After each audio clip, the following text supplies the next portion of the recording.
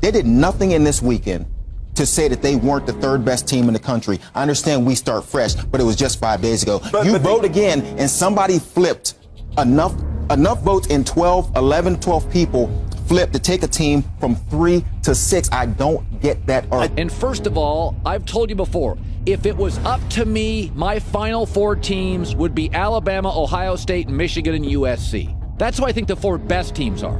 But under the current guidelines, who I would probably vote for is the 4 teams that got in. Alabama, Clemson, Ohio State, and Washington, given the parameters of what we're looking at. So, we'll see.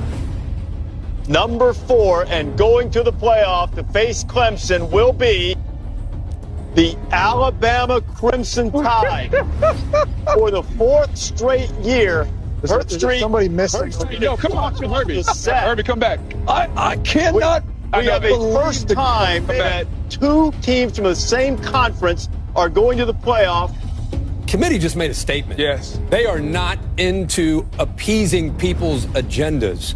They're going to do what they think is right, regardless if you agree or disagree. Well, I'm going to completely disagree with you. To me, this is a travesty to the sport, because we go out there on the field and we play the game.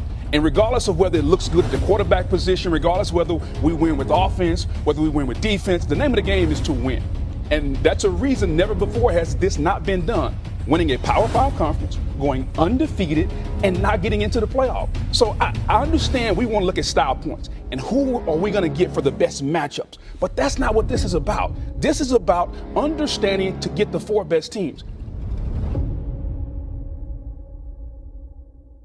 It began with an idea.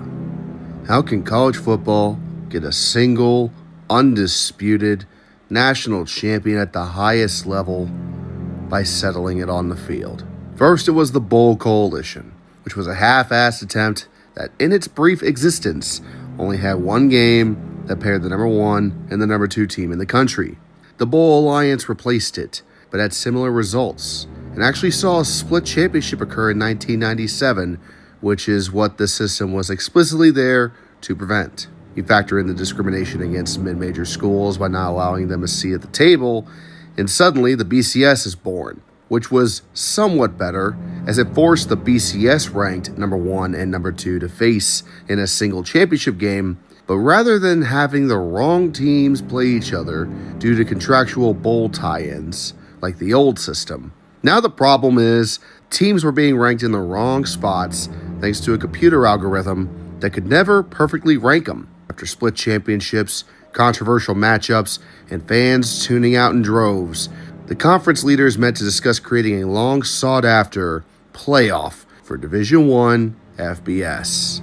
There are plenty of people out there that have different opinions on what ended up causing these conferences to finally move towards a playoff system, but for my money, I'm going to be betting on the 2012 BCS National Championship game as the straw that broke the camel's back. Pretty simple. Alabama and LSU had already played once that season. Alabama didn't even make the SEC championship game because LSU beat them in a defensive snooze fest. You add in Oklahoma State doing themselves no favors, losing to 5-4 Iowa State in double overtime late in the season, and suddenly that BCS poll forces the fans to have to watch an absolute bore of a title game. Fans didn't bother to watch it at all, and it became one of the lowest viewed championship games of all time. It was a boring 21-0 blowout, and while people were surprised it was Alabama that actually won, the lack of viewers forced college football to act. Say it with me, boys. Money talks, bullshit walks. And creating a playoff that all the fans had been begging for years would guarantee a fuck ton of money in revenue. 2012, plans for a 4-team playoff was put into motion, and soon after were announced to start in 2014, finally ending 16 years of reliance on BCS computer rankings and formulas to help determine a national championship. Now, how the fuck does this shit actually work? Well, as with everything that has been in this series, it's complicated. And the simplest explanation I can probably make, a 13-member committee would meet weekly, starting midway through the season, to select the top 4 teams in the nation and fill out a new top 25 poll entirely of their opinion. No more media polls, no more computers, not even conference tie-ins would get in the way. just a boardroom of men and women composed of former coaches, players, athletic directors, and a White House cabinet member. What the fuck? They were guided to their decisions by a few key factors: conference championships, strength of schedule, head-to-head competition, common opponents, and other factors which were all viewed with equal importance to the other. They acted like a court in a way. Any decisions made would set precedents for others to follow in the future. Unlike in the BCS, the committee could give clear answers as to why they made the decisions on seeding in the playoffs and the logic behind it, instead of random people saying, math. The committee would begin sending out their rankings the last 4 to 5 weeks of the season until the conference championship week, in which they would then select the 4 teams for the playoffs. These teams could be literally anyone: mid-major, power conference. No cap on the number of teams from a conference or region, which gave it the appearance as a fair chance for all teams no matter the size of their athletic budget, the strength of the conference they're in, or the legacy of winning seasons gone by. 4 teams selected by the committee would then play in the semifinals, with the winners advancing to play in the national championship game a little over a week later. The locations of the semifinals would rotate between the newly nicknamed New Year's Six Bowls. The Cotton Bowl would make its return to the top-tier bowl games for the first time since the days of the Coalition, along with a first-time addition in the Peach Bowl. The other 4 games remained the same, with the Orange, Sugar, Fiesta, and Rose. The Rose Bowl, however, just wouldn't fucking go along with everybody else. They kept the same demands as when the BCS was formed. While the other semifinal bowls were fine playing on the last few days of December, any Rose Bowl game must be played on their time slot on New Year's Day, no matter what anyone wants to say about it. The playoffs reluctantly agreed, and the bowls were paired into 3 groups. The Cotton and Orange would host semifinals 1 year, the Fiesta and Peach would host another year, and the Sugar would pair up with the Rose Bowl on New Year's Day. As a sweetener, the playoff committee assigned the first semifinals to the Sugar and Rose, if only to get the Rose Bowl's thorns out of their asses once more. But what about the championship game? Would the playoff committee rotate the game between the New Year's Six just like the BCS? No. Instead, they went the fucking Super Bowl route and declared cities can bid to host the national championship game regardless if they already host other bowl games or not. This was also done because, say it with me again, kids, money talks and bullshit walks. Another change from the BCS was that rather than signing an agreement with the coaches poll again, the playoffs would declare their own champion with their own trophy. One question you may ask here as well is, does this open the door to potentially splitting the national championship again with 2 major polls being left out? Well, since regardless of poll rank, you have the 4 best teams in the nation settling on the field, and since it's very unlikely the committee would go on a drunken rampage and pick Kent State, Southern Miss, UTEP, and fucking Temple, then it takes the decision-making kind of out of the hands of the pollsters and the computers. In theory. A college football theory. Nope, not doing it. Based on this information, the playoffs, on paper at least, should have the framework in place to produce an undisputed national champion without any controversy whatsoever. And I will firmly put a fucking pin in that, as we will come back to this much later. When the moon hits your eye like a big... Obviously, even at this early stage, there was some real problems. Sure, the fans and some leading figures in schools have been begging for this for years, but there were some very loud voices in and outside of college football that were worried these major changes could hurt the game. There were a lot, and I mean a whole lot of arguments that were made against using a playoff format at all. When the idea of the playoffs were floated around on and off in the 2000s, you have very angry major conference commissioners shooting it down. The playoffs make the regular season less important. Bowl season would be an afterthought due to so many top teams being committed to these playoff games. There would be too many games for these players to be competing in, while also wrapping up their fall semester classes with final exams. Academics could take a serious hit. Okay, that last one was half-assed at best by the school leaders, but let's just tear each one of these apart, shall we? First, How the fuck would bowl season be ruined by the playoffs when the BCS and to a certain extent ESPN already blasted its legs off with a sawed-off shotgun years ago? You know what, for me to debunk this shit, we're gonna need to take a step back to the 1940s for a moment while I explain it. Yes, I'm driving the bus off a fucking cliff right now, going this far off course, but in order to really understand it all,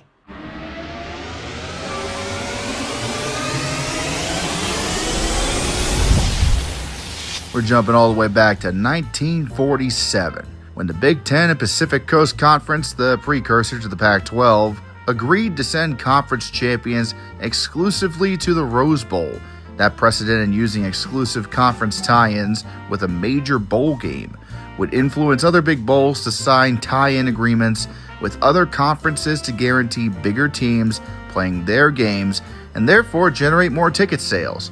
The Cotton Bowl got into bed with the Southwest Conference. The Sugar did the same with the SEC. The Orange Bowl with the ACC and the Big Eight. With that being the norm over the years and decades that followed, it was almost impossible to find a way to declare a single national champion in a single game on the field unless the top two ranked teams in the country by consensus, which means all the polls agreed, were also tied into the same bowl by conference tie-ins. If you are wondering, by the way, how often this happened, it happened a grand total of 5 times.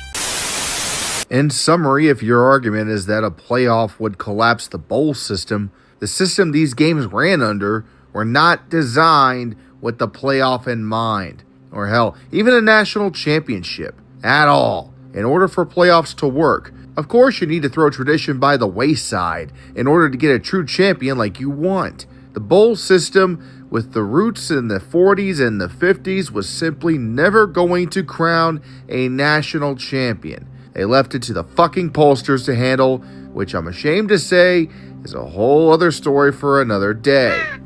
But when playoffs eliminate tie-ins, traditional major bowls we all love would slowly die. Yeah, but the BCS already started that when the national championship would just put 1 versus 2 in a major bowl game, regardless of the tradition of that bowl. Do I need to remind you of the train wreck that was the 2001 Rose Bowl? That said, the playoffs showed some mercy to the old bowls, and to make it easier to swallow, the old system tie-ins would still apply in the years that sites don't host a semifinal game. In years they wouldn't host a playoff, the Rose Bowl would continue to be Pac-12 versus Big Ten. Orange would get the ACC, and the Sugar would keep the SEC champion. If they weren't in the playoffs every goddamn year, that is. And as for the argument of regular season importance, look, in case you forgot, a few years before the playoffs were formed, the regular season we all knew and loved changed drastically with the conference realignment. A lot of old rivalries died, and 2 whole conferences dissolved in the WAC and the Big East. Hell, the Big 12 was on its deathbed only to be saved by Texas and Oklahoma not leaving for the Pac-12. Critics acted all worried about the regular season meaning less to fans, but the regular season had already changed permanently, and the changes still keep coming. Not to mention 4 teams in the playoffs out of over 120 is simply too small to seriously affect the importance of the regular season. If anything, 2 more spots means a few more regular season games and conference title games could be more important, drawing more eyes and, of course, more money. With all other major arguments against a playoff system being pretty much silenced, there's just one final question. Why only 4? Well, the committee wanted to make sure this could actually work, and 4 seemed like a small enough number to ease into the playoff while having room to expand once they get any issues ironed out. That way, if something, explodes, then only 4 would be involved in the mess, and not 8 or 12 or, God forbid, 16. 4 teams was always considered a bit small, but it's either small playoffs or no playoffs. Now that I have spent way too fucking long explaining the basic creation of the playoff, it's time to jump into the games itself. We're going to discuss each season, each semifinal, and each championship game, so strap in. It's going to be a long video. Oh, God, what have I gotten myself into? Sit down and shut up. The college football playoff is here, and these Buckeyes are ringing the victory bell 8 hours before kickoff. Nearby, Coach Myers finishing the game plan and his 5th coffee. Ohio State's in. While in Iowa, this guy picked the perfect shade for the visitors' locker room. He's in. USC's so in, their band's practicing in a pool. In Baton Rouge, Les Miles is eating grass. Smoothies. He's in. So is Jerry for his other team. I like it. It's subtle. These Gophers are in for a trip to Madison. See these Gophers? Don't let them in. Sorry, Gophers. Kimmel's in. What about the Demon Deacons? Like Abe Lincoln and Lee Corso had a baby together. Who else? TCU was in. Auburn's in. Tulane? In. In. Hey, Little Red. So in. In, out. And you know he's in. Welcome to the first season of the college football playoff. Who's in? 2014 regular season almost kicked off the new era with a shocker. Multiple teams that were considered favorites would lose key games early in the season. Ohio State lost at home to Virginia Tech in Week 2. Number 2 Oregon lost at home to Arizona, while number 3 Alabama lost on the road to Ole Miss on the same day. Mississippi State, for some fucking reason, was number 1 in the nation halfway through the year. The Lord's Golden Turds, Notre Dame, went 8-5. And defending national champions Florida State looked pretty shaky in some close calls. What? However, as things do by conference championship week, things were more or less the usual. Alabama did fall down the rankings after the loss to Ole Miss back in early October, but their Week 12 win against number 1 Mississippi State would propel them back to the top of the table, and their easy win in the SEC championship against Mizzou virtually locked them up in the playoffs as the 1 seed. Mississippi State, for its part, only fell to 4th after the loss and had a shot at potentially making the playoffs as the 2nd SEC team alongside Alabama until Humpty Dumpty Bulldog fell off the wall and Ole Miss scrambled their eggs on the final week of the season. Oregon, despite crashing the car against Arizona, would remember that Marcus Mariota was playing like a living god at quarterback that year and commenced a scorched earth campaign the rest of the season by destroying everyone in their way. After producing the best goddamn offense in the whole country, Oregon cruised to a Pac-12 title behind their newly minted Heisman Trophy winning quarterback and the number 2 seed in the playoffs. Florida State, as mentioned earlier, did falter throughout the season with their returning Heisman quarterback Jameis Winston having a down year as the hangover from winning the title the year prior and the Heisman was definitely real. 7 of their games were decided by a touchdown or less during the regular season, including a closer than expected ACC championship game against Georgia Tech. But the Noles would survive and finish the season undefeated despite all of that. Due to this and being defending national champions, the College Football Playoff Committee did end up selecting Florida State as the number 3 seed. Naturally, many outsiders would be scratching their heads as to why an unbeaten team from a major conference seemed to be placed so low in the seeding. But keep in mind that while they went undefeated, they struggled a lot, and many opponents that they played against may or may not have been considered inferior. So with seeds 1 through 3 pretty much decided, what about the 4th? Well, Baylor and TCU fucking exist. Big 12 was barely hanging on at the time as the recent wave of conference realignment resulted in Colorado, Texas A&M, Mizzou, and Nebraska fucking off for the Pac-12, SEC, and Big 10 respectively. Meanwhile, Oklahoma, Oklahoma State, Texas Tech, and Texas about fucked off to the Pac-12 before agreeing to a deal to stay in the Big 12 at the last minute. While the deal saved the conference, the other defections forced the Big 12 to bring in the so-so West Virginia Mountaineers that was just trying to escape the sinking ship of the Big East, as well as the most recent BCS buster, TCU, who had been amongst the top of the mid-major conferences for the last few seasons with multiple BCS Bowl appearances and a Rose Bowl win to boot. By all metrics and accounts, TCU was really goddamn good, knocking off number 4 Oklahoma in Week 5 before an absolutely insane game against number 5 ranked Baylor the following week, in which they lost, I shit you not, 61-58. Seriously, Big 12, what the fuck is defense? The Frogs would still win out the rest of the season, putting them in the hunt for the last seed in the final week. Speaking of the Baylor Bears, unlike TCU, who started the season completely unranked, Baylor started 10th in the country and also won pretty convincingly against everyone until that insane game against TCU. Then they met some cousin fuckers one Saturday and wait a goddamn minute, you lost to West Virginia? You talk a random ass upset, that's about as random as it fucking gets. Despite getting back on a winning streak afterwards, they were coming into the final week with a large amount of baggage for the College Football Playoff Committee to sort through, alongside TCU. The Big 12 itself couldn't help matters, as due to the conference only having 10 teams after realignment, the NCAA rules at the time stopped them from having a Big 12 title game unless they were able to add 12 teams into the conference.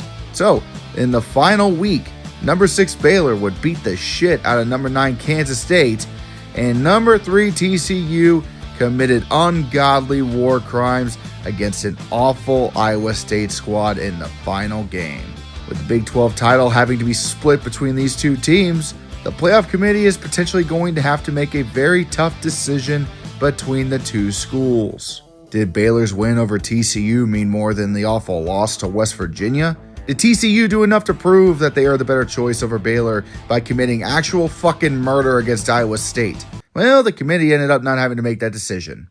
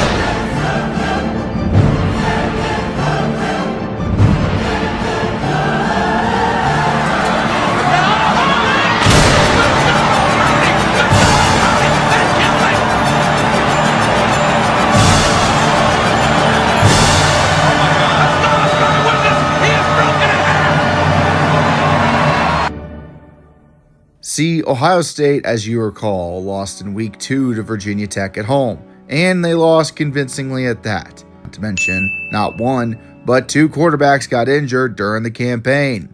Heisman hopeful Braxton Miller got hurt before the season even started, so freshman JT Barrett has to step in, only to get hurt in the win against Michigan, forcing sophomore third-string quarterback Cardale Jones to get the nod to start the Big Ten championship game against Wisconsin.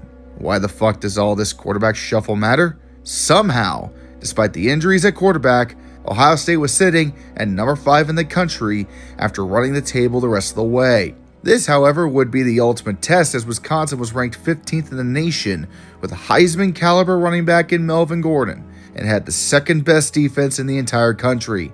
Thanks to all that flexing done by TCU the final few weeks, Baylor winning out, and the uncertainty at quarterback, in order for Ohio State to leap over TCU and stay in front of Baylor, they needed to not just beat, but brutally destroy the Badgers, which was by no means an easy task. However, what nobody expected was that Cardale Jones, a third-string quarterback who has not started a game all season, became a walking 12-gauge shotgun that could end defensive lives with one throw of the ball. Ohio State wrecked Wisconsin 59-0. It was so bad, Melvin Gordon's Heisman hopes at running back were effectively reduced to atoms. The win was so shocking, so decisive, that with the undisputed Big Ten title firmly in hand, this would be enough for the committee to move them into the playoffs over Baylor and TCU.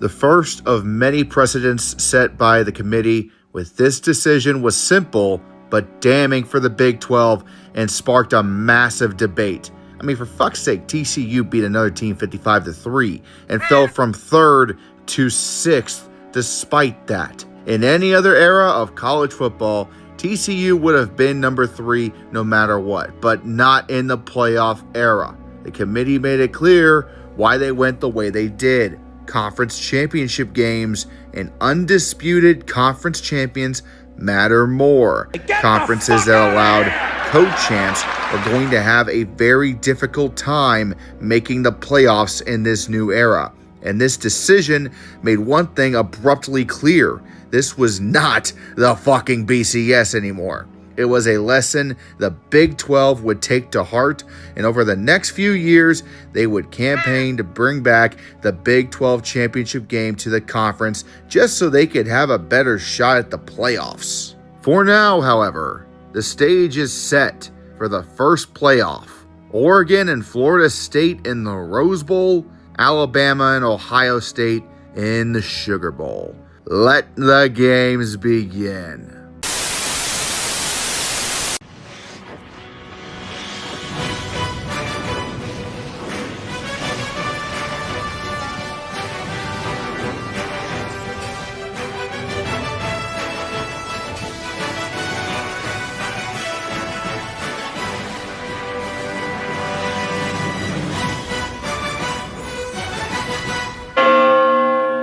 Yeah, so remember how I mentioned Florida State was kind of having a hangover from the national championship last year?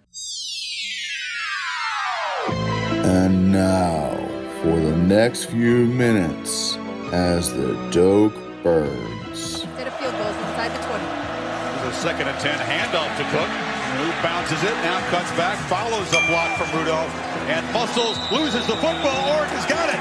At the end of the run, the ball came out. Will come in from behind and rip that football out before. Freeman running right, cuts it back, Muscles into the end zone, and the Ducks stretch the lead in their first possession of the second half. Your head can't swim when you play this fast. Mariota thinking fast, makes a completion on the far side, and running free is Darren Carrington.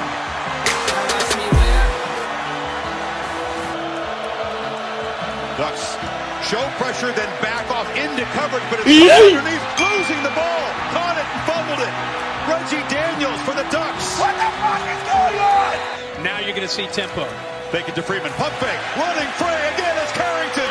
Sidesteps a man and scores. It can get worse, right? It can and it will, and here it is. Ducks rush only 3. Winston has all day, tries to escape, circles back, still alive. Loses the football, ball comes out, it's scooped up by the Ducks, and Tony Washington streaking to the end zone.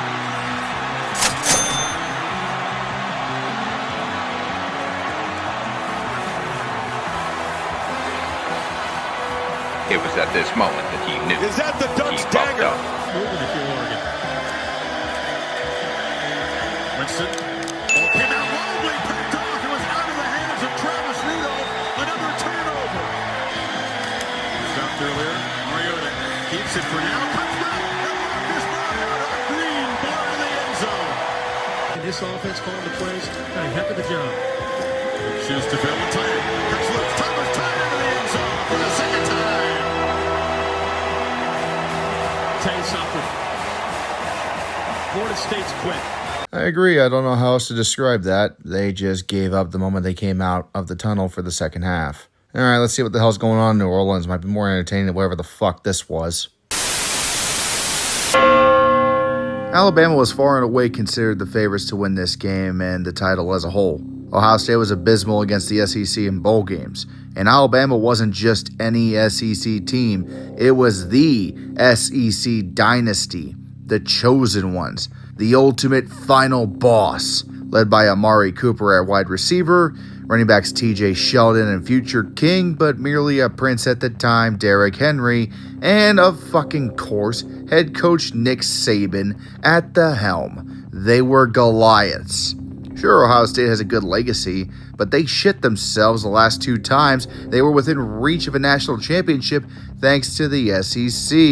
Yes, Cardale Jones proved Ohio State has an embarrassment of riches at quarterback and is ready to unleash a stout core of wide receivers, an elite running back with Zeke Elliott, and Joey Bosa as a shit wrecker on the D-line. They're all tough to handle, But would that be enough to stop the juggernaut of the Crimson Tide? Wait, shit, I almost forgot something earlier.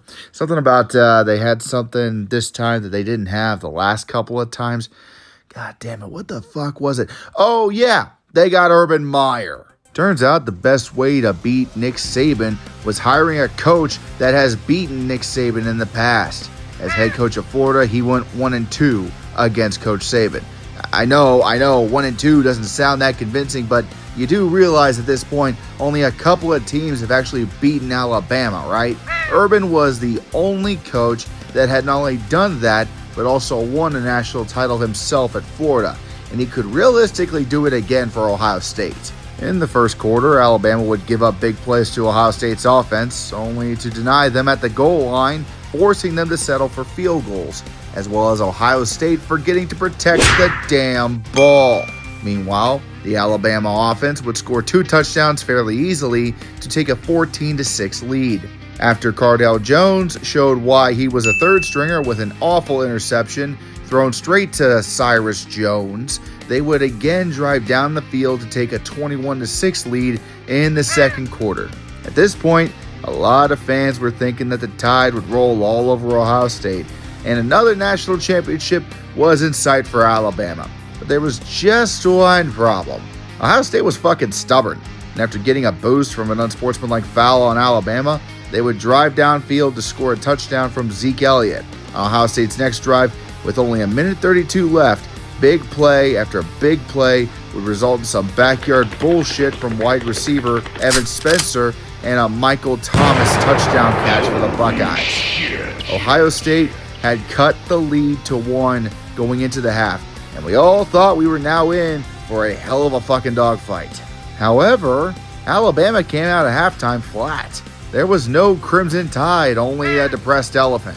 On the first drive, Ohio State would throw a 47-yard touchdown pass to Devin Smith. A couple punts later, Alabama would throw a 36-yard pick six to Ohio State's Steve Miller. Alabama would finally get its shit together long enough to score a touchdown on the following drive, but at 34-28, the game fell into a stalemate. Alabama desperately trying to score, and Ohio State holding them off mightily. Finally, in the fourth quarter, Zeke Elliott would cement his place in college football lore with the Zeke streak. Ezekiel Elliott, and he's got an opening. Elliott off to the races. Can they catch him? No, they can't. Touchdown.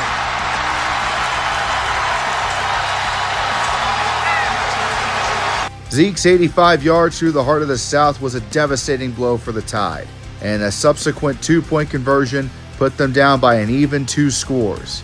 Alabama was Alabama, though, and went out on their shields, scoring a touchdown late in the fourth to cut the lead to 7, and even getting a stop on defense. But in the end, they simply just ran out of time, and their prayer to Mary was not answered. The first major upset in the playoffs came from the team with by far the most controversy around their selection. The win by Ohio State silenced a majority of the critics and proved, if nothing else, the playoff system worked. For the moment, at least. And there was much rejoicing. For the first time in this channel's history, we have a sponsor, and he's also a very good friend of mine. Bull Muscle has been helping me out so much with my weight loss journey over the last couple of months. I am down over 30 pounds since January thanks to this man's advice. If you need someone that's willing to give you a kick in the ass for your weight loss, financial, or mental health needs, reach out to Bull at askbullmuscle@gmail.com and follow him on YouTube as well. Thank you, Bull Muscle, for sponsoring and partnering with me on this video.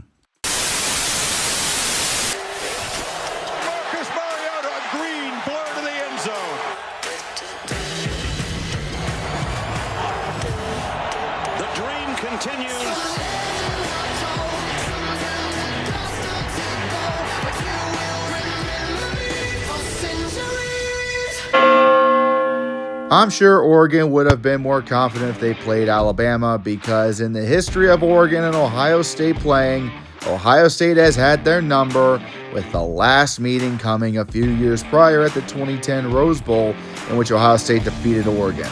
I'm not going to go any further into it. Watch the Oregon video if you want to know more information. But simply put, this game is more of the same. Ohio State would come out in the first half and super kick Oregon right in the jaw with a 33-yard Zeke touchdown run and 2 Cardale Jones touchdowns, going up 21-10. Oregon would try to mount a comeback in the second half. After an errant Cardale Jones interception, Marcus Mariota reminded the country why he was the fucking Heisman by throwing a 70-yard bomb to Byron Marshall to cut the lead down to 4. After another turnover by Ohio State, this time a sack fumble, Oregon cut the lead to 1 with a field goal. It was a 21-20 score at 6.5 minutes to go in the third. Everyone was prepared for the Ducks offense to turn on and run away with the game as momentum finally was on their side, and Ohio State's improbable run seemingly was at an end. But Zeke was still hungry. Touchdown, Ohio State on the final play of the quarter.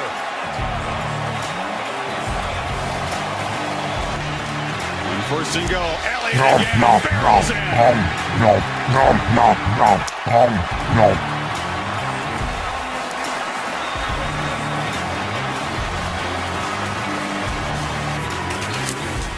Elliott. 3 fucking touchdowns for Zeke Elliott would result in Ohio State absolutely teabagging the Ducks in the fourth quarter and winning the first national championship of the playoff era. The road to the championship was controversial, but the result was undisputed. The Buckeyes were back on top, and Ohio State had no idea how to handle it other than tear down the horseshoe goalpost and nearly burn the fucking city of Columbus to the ground. Vancouver, eat your heart out. Remember when Ohio State and Michigan weren't overlords of the Big Ten? Well, Michigan State and Iowa do, as the Hawkeyes and Sparty would finish above Ohio State in the college football rankings, while the polls still had Ohio State number 4 in the nation. What caused this disagreement, you ask? Well, the committee couldn't really overlook Ohio State losing to Michigan State on the second to last week of the season, and the win by Michigan State propelled them up the rankings. Now, number 5 Sparty would also go on to win a de facto quarterfinal in the Big Ten title game against a very good and number 4 ranked in the nation Iowa Hawkeyes. Yes, Ohio State would take out its anger on number 10 Michigan the week after the loss, but again, following the precedent set by the committee last year, conference championships fucking matter. Despite the talent Ohio State had in the eyes of the polls, they didn't win the conference championship, so no playoffs. Elsewhere, there wasn't really any controversy. Clemson was undefeated ACC champions, so naturally the number 1 seed. Alabama lost to Ole Miss back in September, but enough dominoes fell in their favor the rest of the year, and they slaughtered enough SEC opponents to get the invite back to the dance as the 2nd seed. Michigan State, as mentioned earlier, beat Iowa in a play-in game for their conference championship, and combined with the win over Ohio State, got them the 3rd seed. Coming in 4th was Oklahoma with... Wait a minute, didn't Oklahoma lose a very embarrassing game earlier this season? Hurd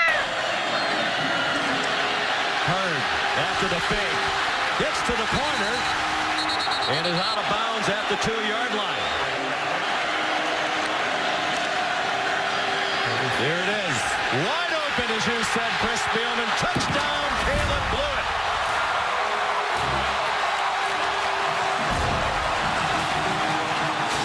How you can generate some type of pressure. Here comes 5 right now. And they get after Mayfield and drop him back at the 30-yard line. What in the Sam hell was the reason you would let in Boomer fucking Sooner when they got upset by unranked Texas? Ohio State's lone defeat was then number 9 Sparty, who's in the dance. The week after the loss, they destroyed number 10 Michigan. Iowa's only loss was to then number 5 Michigan State. Sure, but that was the only loss they had all season. Why in the fuck would you... Oh, they beat the piss out of everyone the rest of the season. We're undisputed Big 12 champs without a championship game? At least you're following precedent, I guess. What the f*** was that? Somebody lend a helping hand. I can't understand. Going through this wasteland. I'm a crazy man. Lord, help me on the fast train. On the fast train.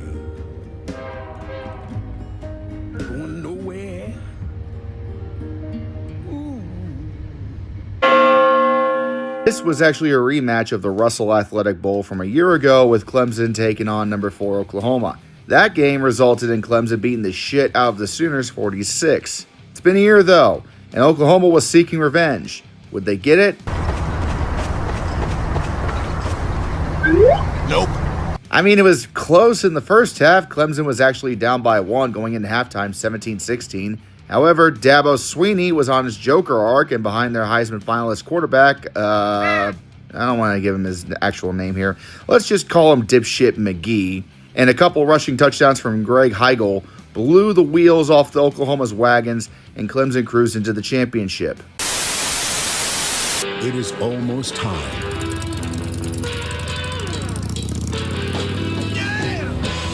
The building is revving, lurching, wild and limitless. Nothing matters now but ending the wait. It's New Year's Eve. It's party time. It's game time. Dancing on the ceiling, they're dancing on the floor. People everywhere coming through the door. They know there's a party going on. With the dancing romance all night long. I know it's cold outside. Your man, I'll keep it satisfied. All you gotta do is move. Every time you feel like groove, it ain't nothing but a party.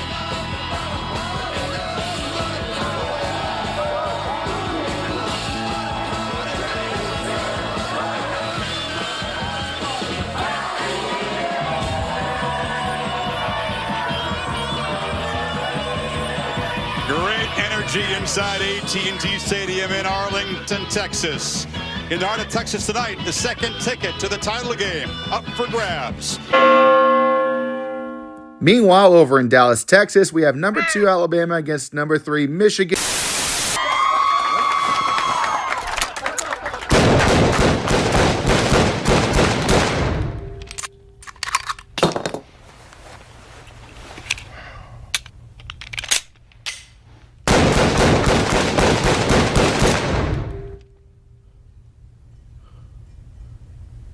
I think they're still a little pissed off from last year. Blowouts in the semifinals won't become a trend, right? Well, those semifinals sucked. If I wanted to watch a couple lobotomies, I'd go back to the 1940s. Anyways, that suffering thankfully led to an absolute nightmare. If you are a fan of defense, because this was a shootout. It was also an NFL scout's wet dream, as the starting lineups for both teams combined for a total of 30 players who would be selected in the NFL draft. And it's a who's of players we've known for years. Hunter Renfrow, Dipshit McGee, Shaq Lawson, DJ Reader, Carlos Watkins, among others for Clemson. And Alabama had Marlon Humphrey, Cyrus Jones, Reuben Foster, Minka Fitzpatrick, Calvin Ridley, and of course the future king and current Heisman Trophy winner, Derrick fucking Henry. That is an insane amount of top NFL talent about to rip each other apart. Settle in and get cozy, we're going to be here for a little bit. After a couple drives where both teams were filling each other out, the floodgates ruptured with a 50-yard rushing touchdown by Derrick Henry. Alabama took an early lead, but Dipshit McGee was able to carve up that stacked Alabama defense with a pair of touchdowns to Hunter Renfrow to take a 14-7 lead. Alabama, however, would strike back a few drives later with an interception leading to another touchdown by Henry to tie it at 14. In the third quarter, O.J. Howard would make a 53-yard house call, allowing Alabama to take back the lead 21-14. Clemson would manage a field goal and a rushing touchdown to take the lead 24-21 before both defenses got their shit together for a few drives. Early in the fourth, Alabama finally broke through the defense for a field goal to tie it at 24. And we can officially say now defense has left the fucking ball games, as a flurry of points and crazy shit would take place. What kind of crazy shit, you may ask? How about Nick Saban calling an onside kick and it working? Another 51-yard bomb to O.J. Howard pulled Alabama back in front 31-24. After Clemson scratched and clawed for a field goal, Alabama nearly iced this fucker up with a 95-yard kickoff return for a touchdown by running back Kenyon Drake. Dipshit McGee wasn't fazed though, and immediately marched downfield for another touchdown pass to bring the score to 38-33.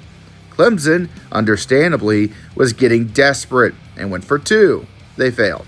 Alabama would, on the following drive, get another big play by O.J. Howard that would culminate in the dagger. Derrick Henry poking the nose of the ball just enough to break the plane and Alabama would extend the lead to 12 points with a minute left. Clemson would, of course, go out on their shields with a touchdown at the dying seconds of the game, but couldn't recover the onside kick. Alabama wins 45-40, and the dynasty sadly resumes. What the fuck? No! God damn it! Alright, so this season had a lot of upsets, but sadly, none of them really just ended up mattering in the end. So I'm just going to kind of highlight the ones that ended up being most important late in the season, which ended up being Penn State beating Ohio State in October, unranked Pitt knocking off number 2 Clemson. Wait a minute, what the fuck is this? Number 20 USC also beat number 4 Washington, and number 3 Michigan also lost to Iowa, all on November 12th. Overall, Alabama went undefeated, so they were pretty much a lock for the top seed. Clemson did lose to Pitt, like mentioned earlier, but it was by 1 point and kind of fluky. They ended up winning out and won the ACC championship, so the committee just defaulted to them at number 2. Washington also won out after their loss to USC, winning the Pac-12 in the process and getting the invite as the 4th seed. Yes, I skipped a number. Is it because I failed math once in high school? Okay, yes, that did happen, but it's because we actually have to go more in depth here with the number 3 seed. So going back to the final 2 weeks of the season, we had 3 teams in the Big Ten battling it out: Ohio State, Michigan, and Penn State. Penn State, as mentioned earlier, upset Ohio State at home in October. Michigan, however, royally dumpstered Penn State by 39 points in September. So we had a 1-loss Ohio State against 1-loss Michigan at number 2 and number 3 in the college football playoff rankings going into the final week. So what's the problem? It's real simple, isn't it? One team wins, then they're in?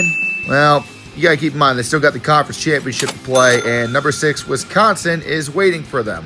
Michigan wins, they would take the number 2 spot in the rankings, go play number 6 Wisconsin for the Big Ten title, and also a potential playoff spot, as Wisconsin was, 6th. But if Ohio State were to beat Michigan, they would remain number 2, but could not go play in the conference title game, as their loss to Penn State meant the Nittany Lions would get the nod over Ohio State by tiebreaker.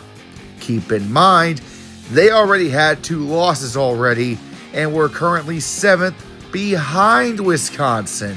Since there were no other 1-loss teams in the race at this point, that could set up a tough decision to choose a non-conference champion Ohio State or a 2-loss Big Ten champion. So anyways, Ohio State did end up beating Michigan. Penn State did end up beating Wisconsin and becoming Big Ten champions. And now the committee needs to figure out what the fuck we're doing here. They can't pivot to the Big 12 champion, as Oklahoma also had 2 losses at this point. And one of those losses was against Ohio State, so just throw them in the trash. Penn State lost to Michigan and, like Clemson, had a close defeat to an unranked Pittsburgh in Week 2. Ohio State, meanwhile, had beaten pretty much everybody all season except for Penn State. This list included Oklahoma, Wisconsin, a weirdly ranked number 10 Nebraska, and number 3 Michigan. Ohio State simply just had the tougher schedule. And because of this and having only 1 loss, the College Football Playoff Committee chose them at number 3, setting up another precedent that a 2-loss team will be excluded from the playoffs regardless if they won a conference title, unless there were no other teams with 1 loss that were reasonably in contention. Sucks for Penn State, but they lost to fucking Pitt, so I have no sympathy for them whatsoever. What the fuck was up with Pitt this season? Jesus Christ. After all that explanation, we have a couple of very interesting games in the semifinals. It's SEC versus Pac-12 with Alabama against Washington, and ACC versus Big Ten, an Orange Bowl rematch from a few years ago actually, Clemson versus Ohio State. This is gonna be good. It's gonna be so bad. Scarborough.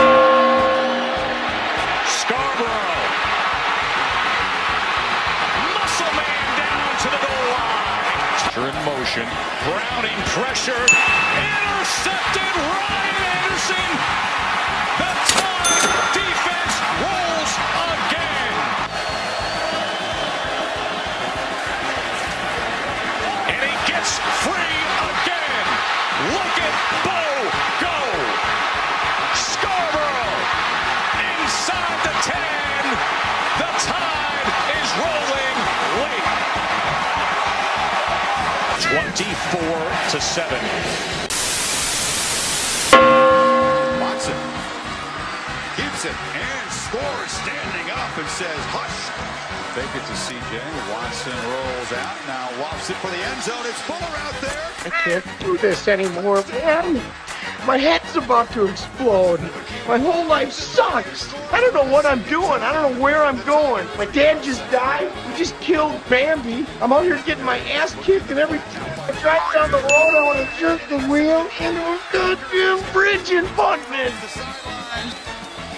Bunch guys from the left under center. Gallman takes the pitch and just walks in to count a tremendous creative evening for this Clemson offense. Ah, for fuck's sake, let's just get to Tampa. How we all begin.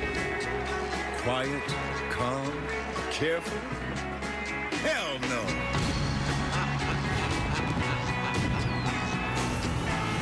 We enter wailing, screaming, fighting.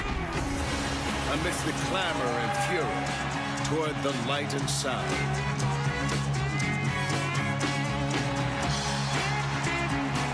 It's not about peace and praise.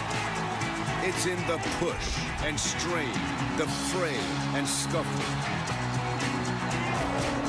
The all-out obsessive, unceasing, relentless, ruthless, dogged, infinite, wondrous conflict between who we are and what we might be.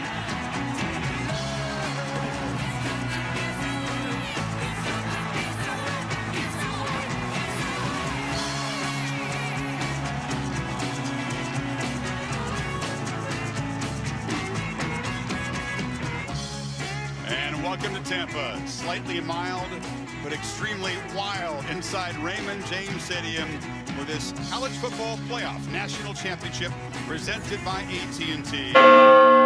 If you're annoyed that I just wasted several minutes explaining the regular season just to have a rematch of last year's title game, I want you to suck it. this was another excellent championship game and a fitting rematch to last year's barn burner. While the rosters obviously had changed since the year prior, you still had 29 future NFL draft picks on the field starting this game for both teams. After an Alabama 3-and-out and Clemson turning the ball over on downs, by the way, what the fuck? Alabama would take a 14-0 lead early in the second quarter off of the back of running back Bo Scarborough. Clemson finally got on the board behind the talented dipshit McGee, and it was a 14-7 lead at the half for the Crimson Tide. After Clemson fucked the ball to start the half, and it ended up turning into a field goal, the Crimson Tide led the way by 10. However, midway through the third, Hunter Renfrow would find himself catching a 24-yard pass from dipshit McGee for another Clemson touchdown, cutting the Alabama lead down to 3. After Bo Scarborough was injured, it seemed Alabama was on the ropes and Clemson could pounce on a dazed and confused offense. What? This Jalen Hurts kid is going to make a difference? He's a fucking freshman and his eyes are as big as boulders. He's a bum. He ain't going to do shit. Throws downfield. O.J. Howard is wide open. And once again, the tight end will victimize the Tigers. Oh, shit.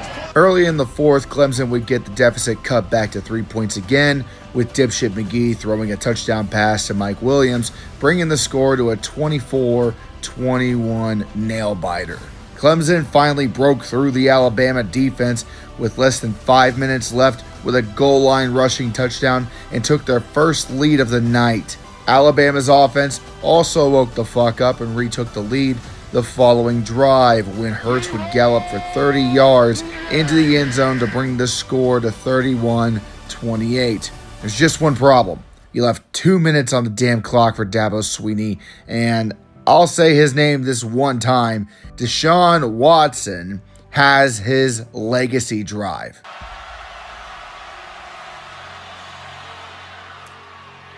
There's a short catch. Leggett able to get out of bounds. They bring pressure, but it's picked up. And Williams down the sideline makes another big catch. He could play. Nice job of seeing that by Deshaun Watson. Now they get it to Scott, who laterals to Gallman, who is hit immediately but stays alive. And Gallman spinning And driving out inside the 35. There was a lot going on there.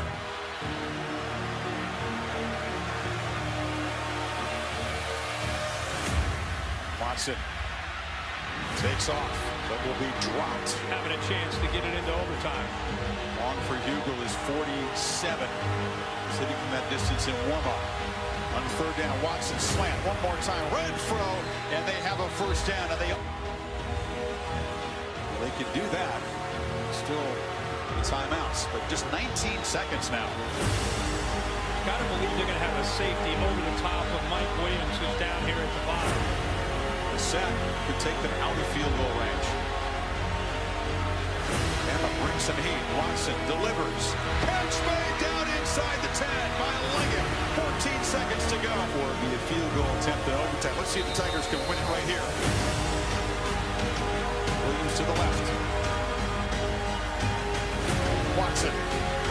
End zone. Overthrown. Liggett well defended that time. Defenders will try to take him away. That should open up one-on-one opportunities off to the right. Includes Jordan Leggett, and also don't forget about Hunter Renfro, who's in that slot in the middle. Watson lobs it for the end zone. Williams is knocked down. Here comes a flag. Interference in the end zone. Will put the ball at the 2-yard line. Everett pushes him. Defense, number 28. If Clemson gets a touchdown to win it, Bama can hold them out. Perhaps a field goal attempt for overtime.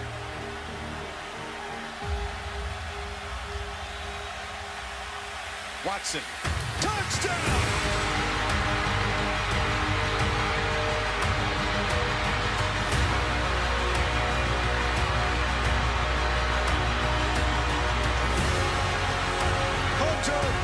Renfro. Little man makes another enormous play. 1 second remaining. Final piece of business. Hugel just boots it along the ground. They fall on it. Clemson Tigers, new kings of college football.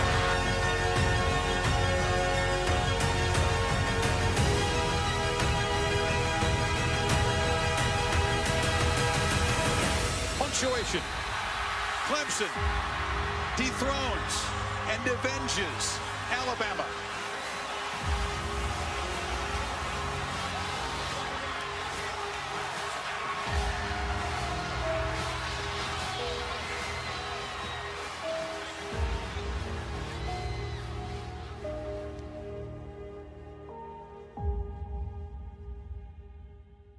Say what you want about the same two teams being here, but at least the playoffs seem to have solved the problem with disputed championships. Fuck.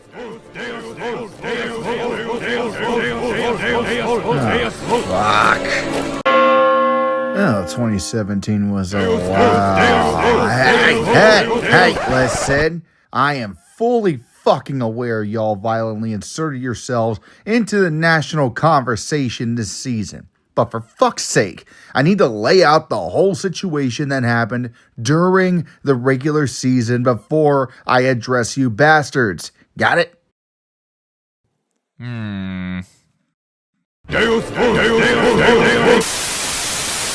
Remember the precedent set by the committee last year that a conference title can't save you if you have 2 losses? That came back to bite Ohio State in the ass. If it was just the loss to number 5 Oklahoma early in the year, they likely would have been in, but the loss to an unranked Iowa pretty much ended all hope for them. Washington was on the verge of making their way back to the playoffs, but a loss to Arizona State stopped that dead. By the way, get ready to see a lot of this random highly ranked team in the Pac-12 got upset by a worse Pac-12 team, as Pac-12 cannibalism is now in full swing. Miami was on the verge of kickstarting the U 3.0 if it weren't for a loss the final week of the season to unranked fucking Pittsburgh again? First, Nathan Peterman knocked off Clemson last year, and now Kenny Pickett is the one to remind us Miami is trash? Nope, not falling for this again. The fuck? I thought I fixed this. Wait a minute, where have I seen these dead memes before?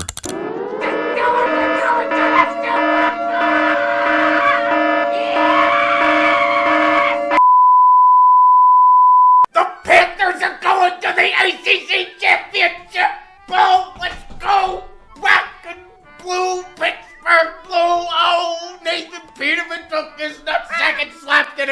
their faces. It's so fucking great. Hold on a second. I got to intimidate somebody. Oh, look at me.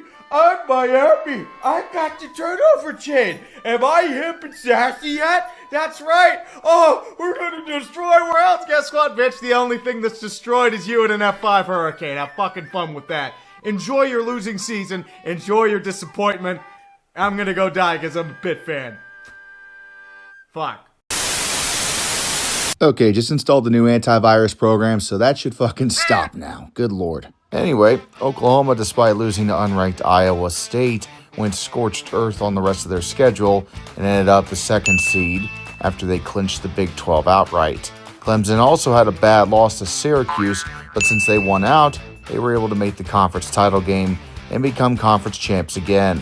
As the defending national champions, they got the benefit of the doubt and were the number 1 seed. Meanwhile, down south, the SEC was about to have an existential crisis. First off, number 1 Alabama would royally shit the bed on the last week of the regular season by losing the Iron Bowl to number 6 Auburn, and therefore miss out on the SEC championship entirely. It was a 2-loss Auburn team that just knocked the Crimson Tide out of the playoffs. They lost to Clemson and an unranked LSU early in the season, went on to beat Georgia in November before their upset win over Alabama. They were now miraculously walking into the SEC championship as number 2 in the nation in a rematch against now number 6 Georgia. Alabama, meanwhile, was at number 5 in the nation and sitting at home shitting themselves with envy. Their options of still making the playoffs were fucking bleak. If Auburn won, they were 100% out, unless the unbeaten and currently ranked number 4 Wisconsin Badgers lost the Big Ten championship game to number 8 Ohio State later that day, who already had no shot of making the fucking playoffs, mind you. If Georgia wins, though, they better run up the score, as not only do they need to win the SEC championship, but win convincingly enough to leap over number 5 Alabama and take that final playoff spot. A 3-loss Auburn team will not get in no matter what at this point. So let's find out what happens. Stidham, play fake, end zone touchdown. Lorenzo Carter trying to put heat up the middle. From the backside, and the ball is out. Still loose. Georgia might have this. Looked like Auburn was going to get on top of it, but I'm not sure now. Neither of the officials. It's Georgia ball.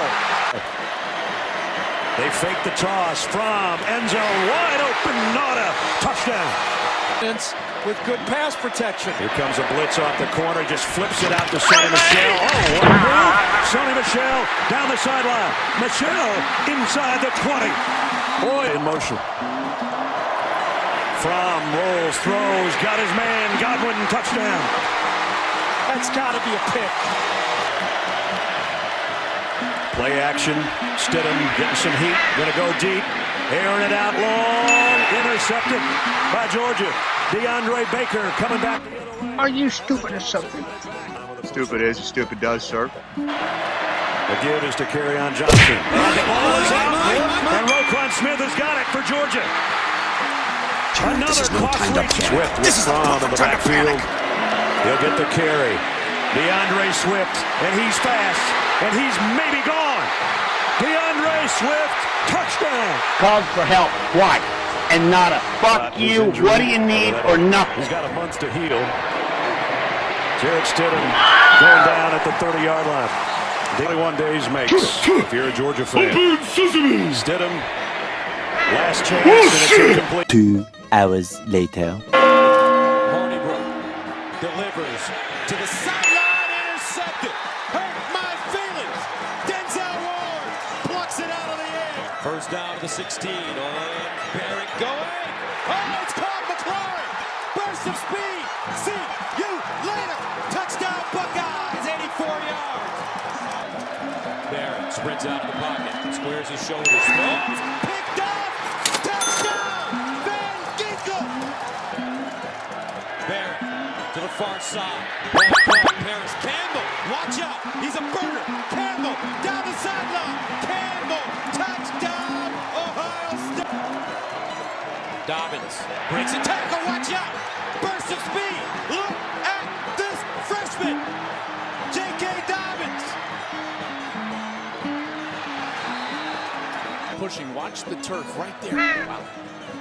The end zones are actually new turf, and they are sections that are zipped in. Guy right here is working his tail off to try to fix this section of the end zone. So, look at that intent. And it's good. Hornibrook delivers. Intercepted, Ohio State. Damon Webb. Again? Seriously? Okay, now we got some fucking problems. After conference championship weekend, we knew only two teams were in for sure, Clemson and Oklahoma. They won their conference titles outright, so that's easy enough. As for the others, you gotta go by what's easy to decide first and then tackle the hard shit. So, Ohio State, I love you, but you got 2 losses, so yeah, bye. USC, why are you in here? You also have 2 losses, fuck off. Georgia, you won the conference title via a blowout, so no surprise, the committee will leapfrog you above Alabama, and you will be in the playoffs as the 3 seed. Now, which would you pick? Do you pick Wisconsin, who was undefeated until the very last game, losing the Big Ten championship to Ohio State, who has 2 losses? Or do you pick Alabama, who has been here before, won a national title, and lost to a 2-loss Auburn, who became 3-loss Auburn after losing the SEC championship to Georgia while Bama was at home waiting? Who would you pick? Number 4 and going to the playoff to face Clemson will be the Alabama Crimson Tide for the 4th straight year. Is somebody missing? Hey, no, come on, Herbie. Herbie, come back. I cannot. We have a first time that 2 teams from the same conference are going to the playoff. Alabama's been in every playoff now, and we get Clemson, Alabama, Part 3. Look, Wisconsin played in probably the weakest division all season in any power conference and didn't have quality wins over top teams to back up the unbeaten record. At the time, there was heated debate, but the committee has spoken. Bama is in, and I'm gonna fucking die now. Traditionally speaking, this is one of the most unrosy Rose Bowls to ever rose a bowl. Tradition has vomited all over the grass as Oklahoma and Georgia line up Pasadena to kick each other's ass. And kick ass did they ever. Defense? What's fucking defense? Defense is so dead its bones are turning to dust. In the first quarter, Oklahoma's offense led by Baker Mayfield drove 80 yards downfield for a touchdown pass to Marquise Brown to go up 7-0. Georgia answers immediately with quarterback Jake Fromm throwing his own touchdown pass to Sony Michel.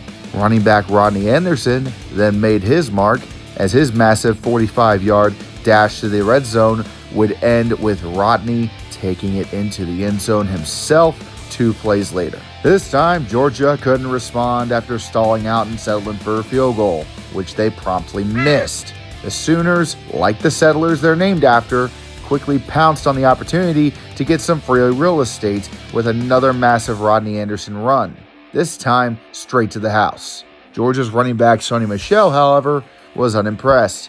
He jogged onto the field and simply told the Sooners, "Hold my beer." The Sooners offense and Baker Mayfield. From Georgia back to work, and Sony Michel breaks free. Michel in the clear, a foot race. What an answer from Georgia. 75 yards. We still have 14 minutes to go in the second quarter, by the way, so this is already fucking insanity. Oklahoma responds weakly with a field goal.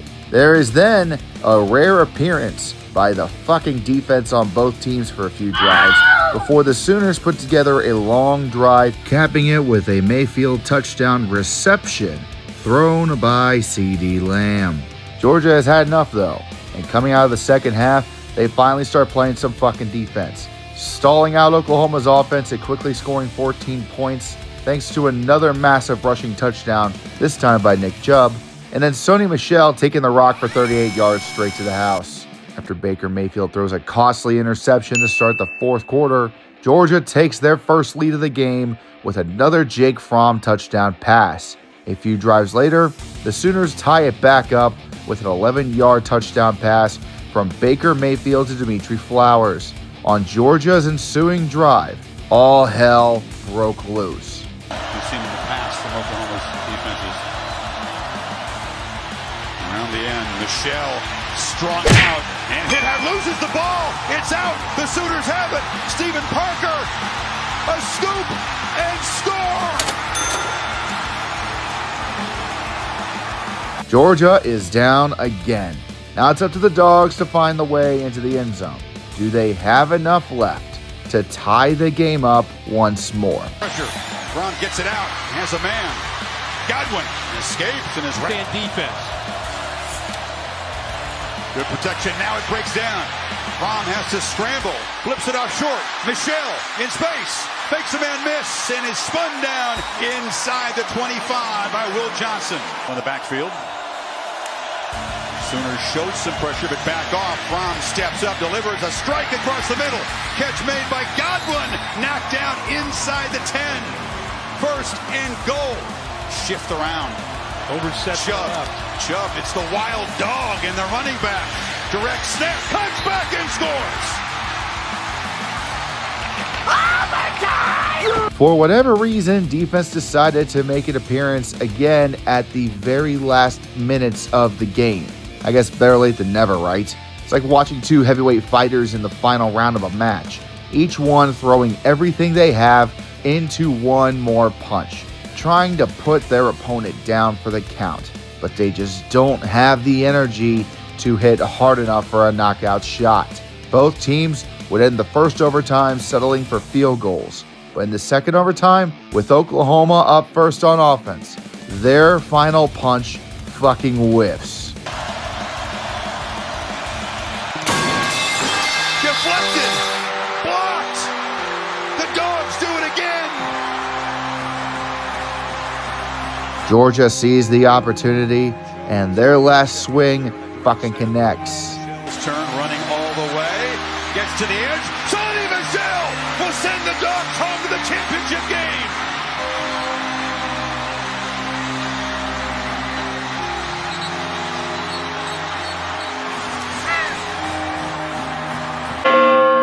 After that instant classic of a Rose Bowl, college football fans likely wore the hell out at this point.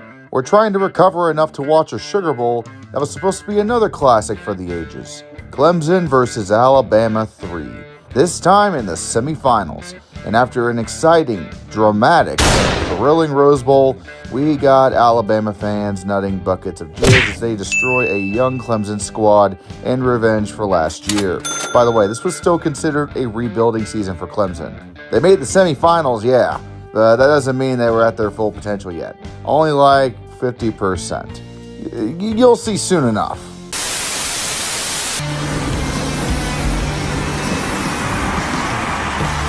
Yeah, you can call it bias, or what history calls it. Dominance, supremacy, dynasty. Damn straight.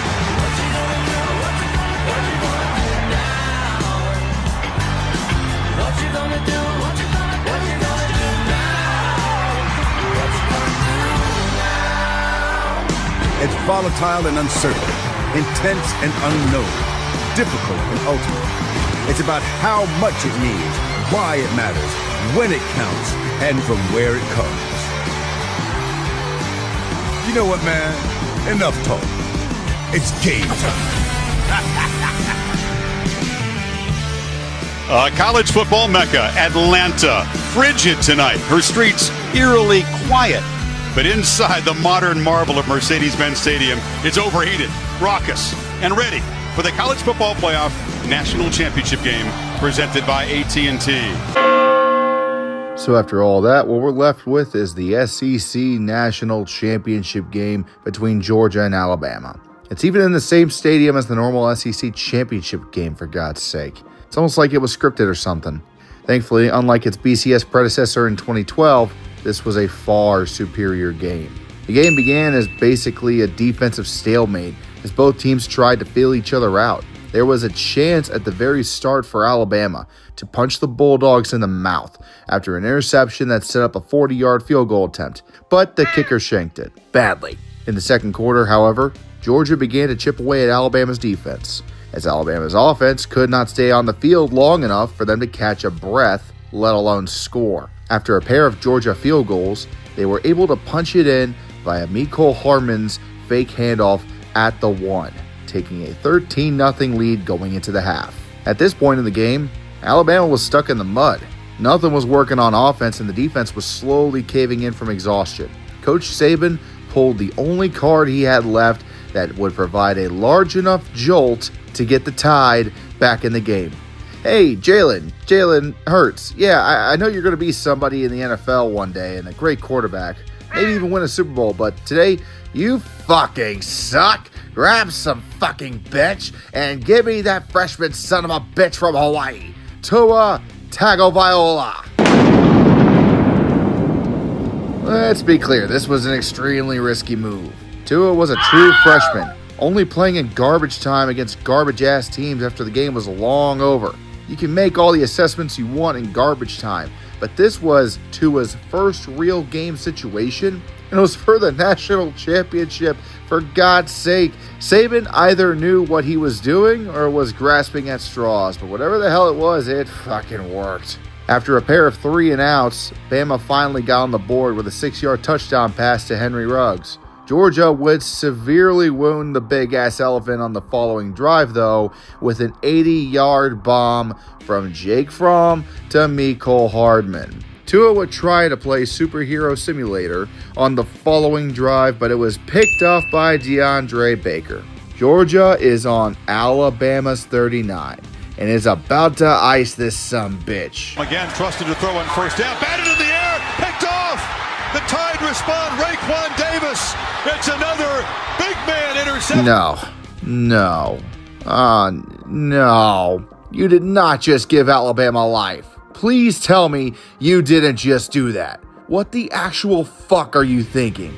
When a dangerous elephant is down, you don't give him cookies, you put a fucking bullet in his ass. Alabama would ride the new momentum to avenge the earlier missed field goal and bring the game to within 7. In the fourth, with Alabama's defense finally getting some wind in them thanks to Tua moving the goddamn offense, Georgia would repeatedly stall out on their own offensive drives. The table had turned. It culminated in a game-tying touchdown by Tua with 3 minutes left in the game. Georgia would have a chance to win, but again, Alabama's defense was fully awakened at this point, and you were better off jumping headfirst into an empty pool than to get something past this group. Alabama would make the most of this defensive showcase by driving down the field, setting up a 36-yard field goal with 3 seconds left. Fucking hell, Georgia, what did I tell you? You give these fucks an inch, they take everything. Your wife, your kids, your job. Just get it over with already. No! Hooked it! Hey, missed. Okay, I guess we got overtime? What the fuck is this game smoking? Overtime began with more of the same from Georgia as their offense was still completely stalled out. Alabama forced them to a 51-yard field goal attempt that somehow sailed through. Alabama just needs a touchdown to win or a field goal to force another overtime. However, the drive began awfully, as on the first play, Tua would be sacked for a 16-yard loss. Judging by the consistency of their kicker tonight, this is a death sentence for the Tide unless they can find some ground. You need to do something now, Bama. Tagovailoa trying to make up for it. Fires to the end zone. Touchdown! Alabama wins!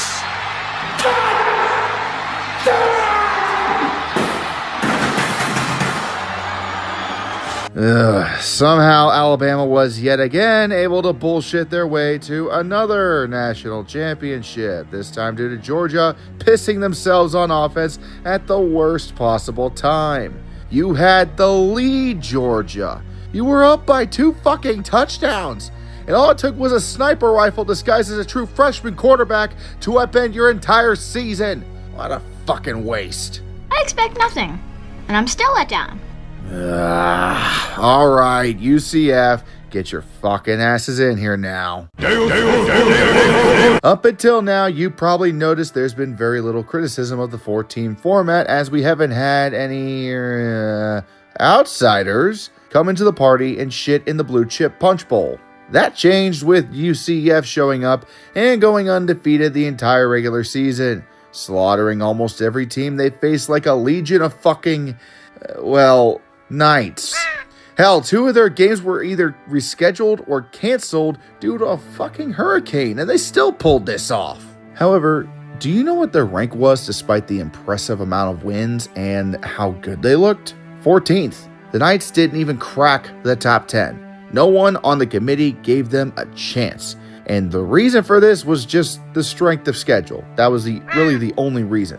On their original schedule at the start of the season, they had a game against Georgia Tech on that list, but that game was canceled due to Hurricane Irma.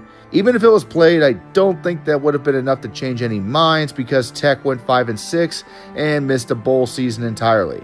Maryland was the only non-conference opponent from a Power 5 conference that UCF played during this season, and no mistake, UCF beat the piss out of them 38-10, but Maryland was also garbage going 4-8 that season. The only quality win that UCF had against a ranked team the entire season was their American Athletic Conference Championship game against Memphis, who they beat already early in the season in a blowout.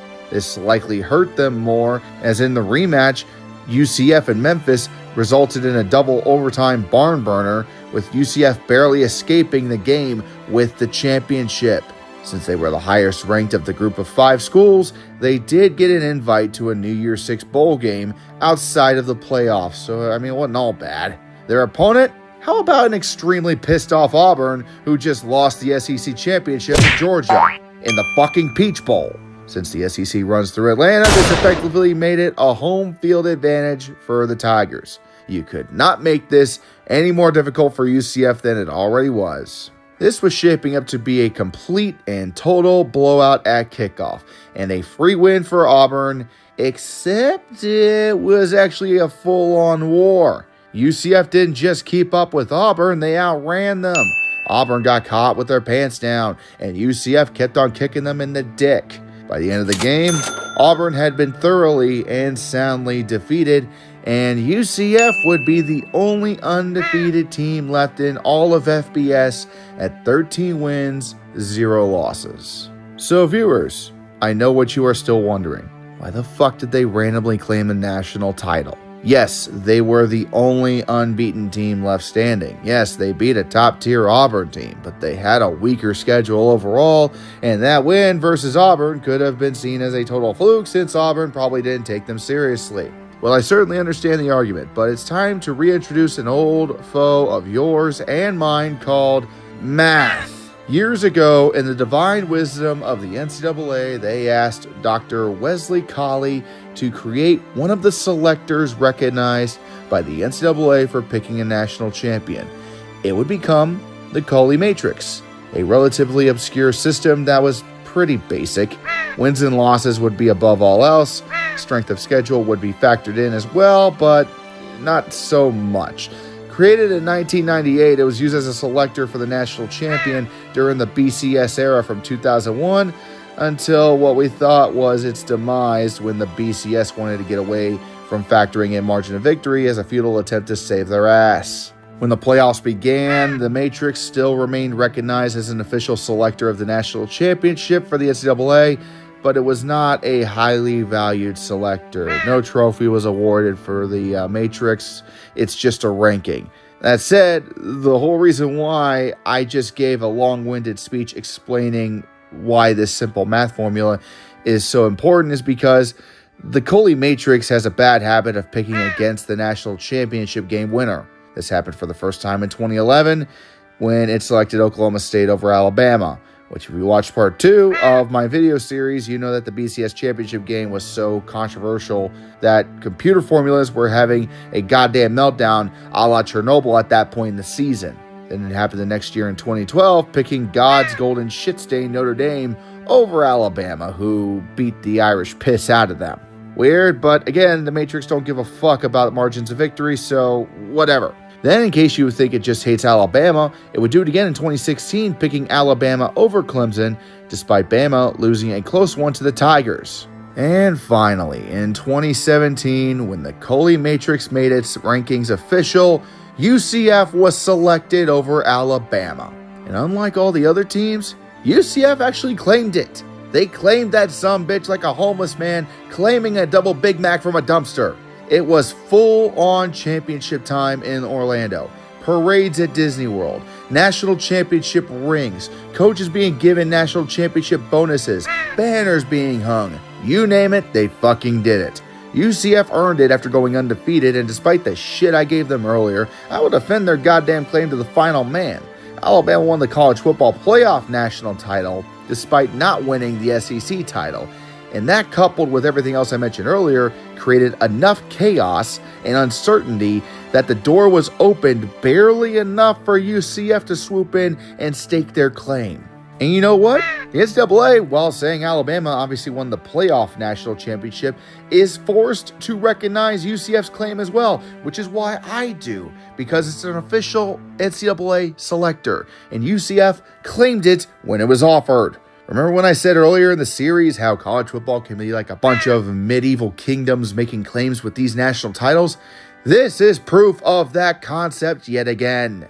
Now we have a split title in the playoff era because no one thought to give UCF a chance. It's a great story for the Knights, but a massive skid mark on the underpants of the playoffs. And if you think this changed anything, it did actually. It will just take a few years to show it. Anyways, that was the 2018 playoffs. An absolute fucking mess from top to bottom. Can we please get an easy one next? Alabama was set to run it back after their national title the year before, after running through the schedule undefeated and winning the SEC championship again. They were the clear and obvious number one in the nation. Clemson was back and fully rebuilt once more and mowed down the ACC en route to an undefeated season and the number 2 seed.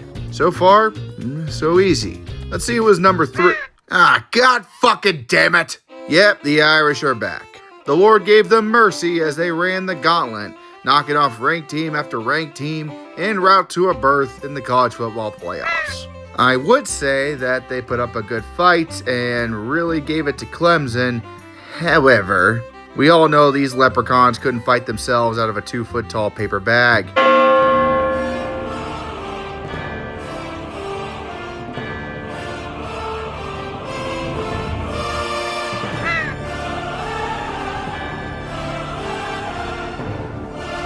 Up 17 yards of field position in the exchange of punts. Ian Book straight back.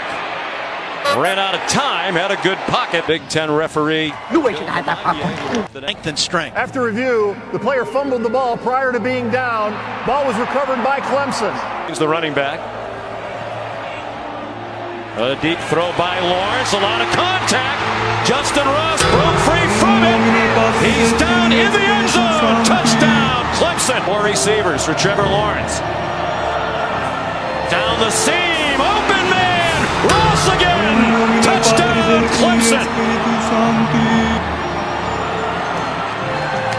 He'll run a play. Again, very tentative rush. Lawrence lofts it up to the end zone. Juggling catch made. Was it in bounds for T. Higgins? At least for the moment, the answer is yes. Noticeably more antsy than usual. His pass intercepted.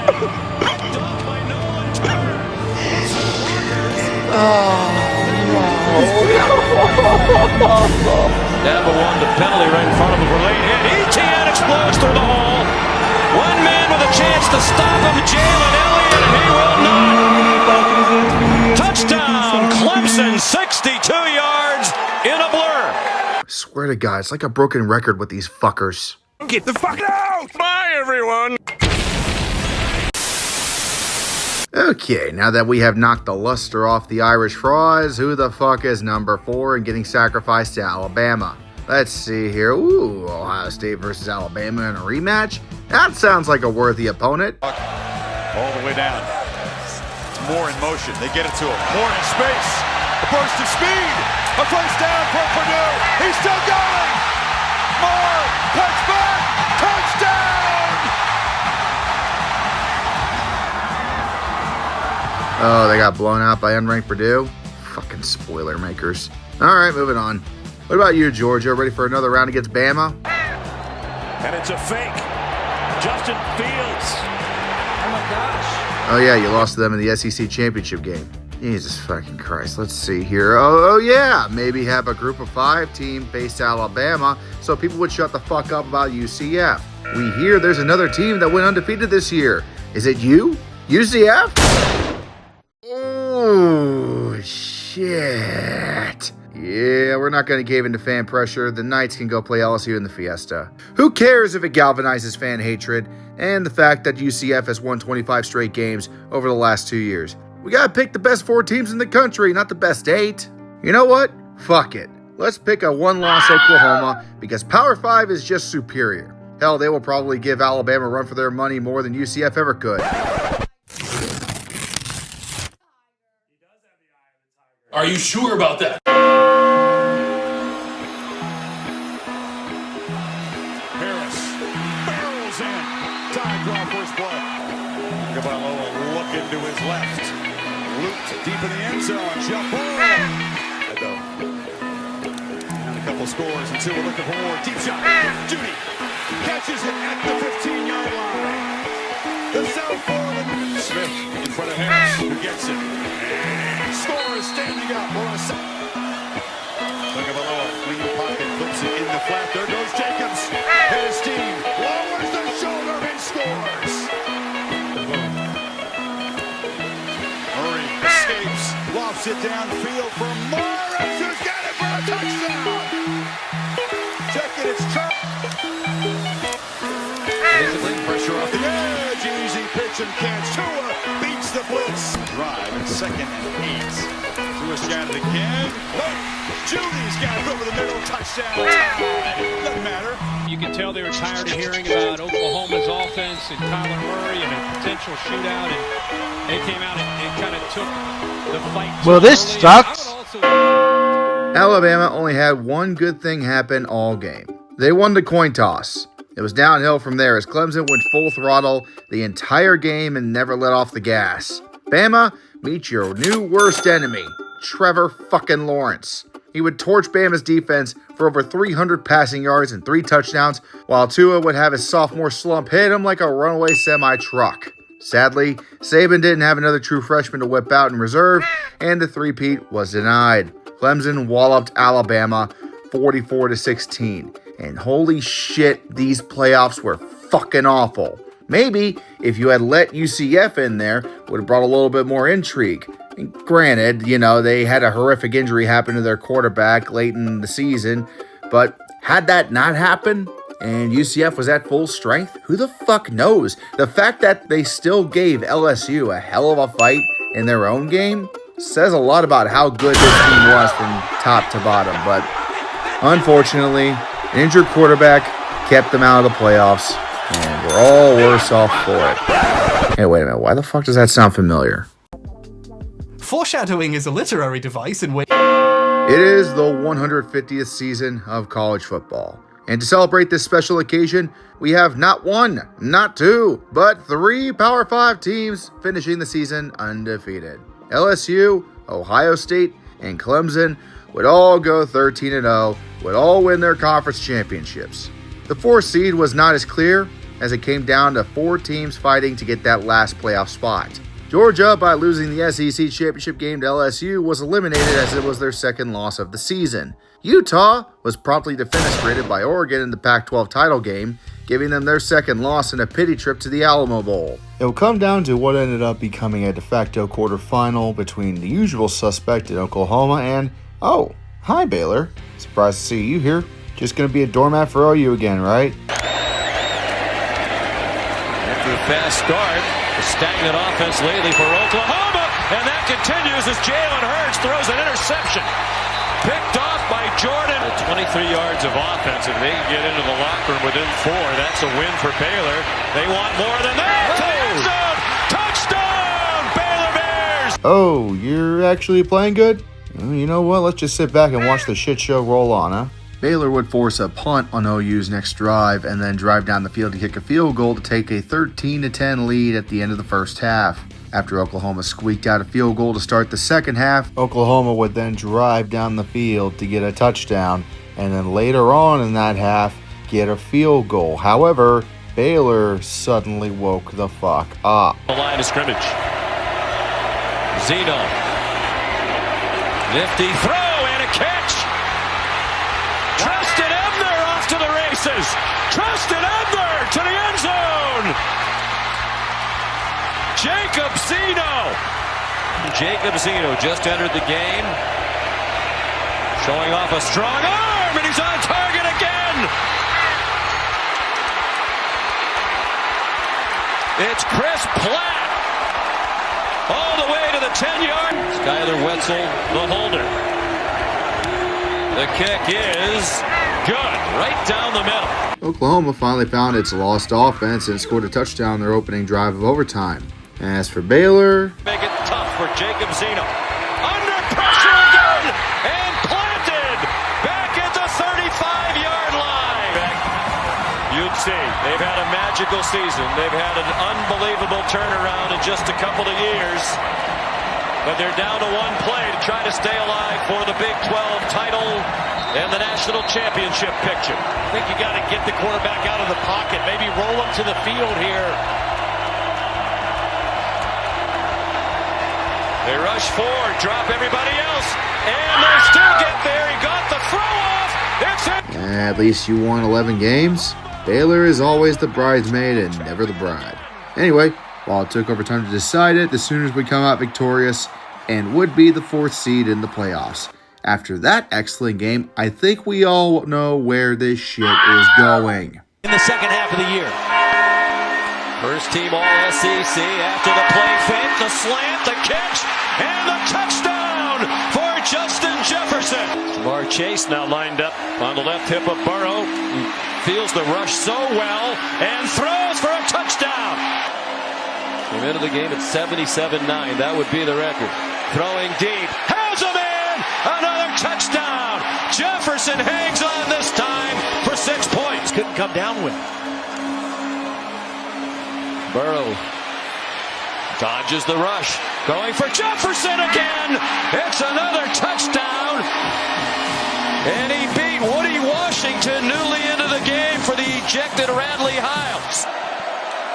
He's already tied the single-game playoff record with 4 touchdown passes, some trickery. They need a big play. Otto, are you meting out corporal punishment? Get cooked now. I'm spanking a child. It's a huge. Which enraged his father, who punished him severely. 2-yard gain. Burrow deep again, on target again. Jefferson again. Touchdown again. Motion and lead him as a blocker. On target, wide open receiver. Thaddeus Moss with one man down. How? We were already shoving your head in a dumpster. How? Burrow fakes it. Throws wide open. Touchdown. Toward the Buckeyes, had a great experience there. Stop! He's already dead. Why are so many semifinals so fucking bad? Hang on, I need to call Akbar fan, make sure he didn't black out under a fucking car somewhere. And welcome to the Silver Spaceship in the Arizona Desert, the College Football Playoff semifinal at the PlayStation Fiesta Bowl. Meanwhile, in the desert, a true battle was about to take place.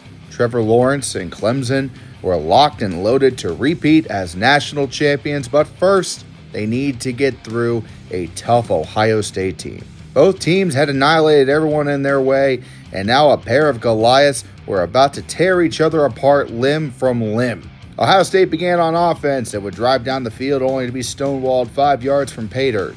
They would settle for a field goal to take a 3-0 lead. Clemson would do the same on their first drive as well, except their kicker sailed the kick wide.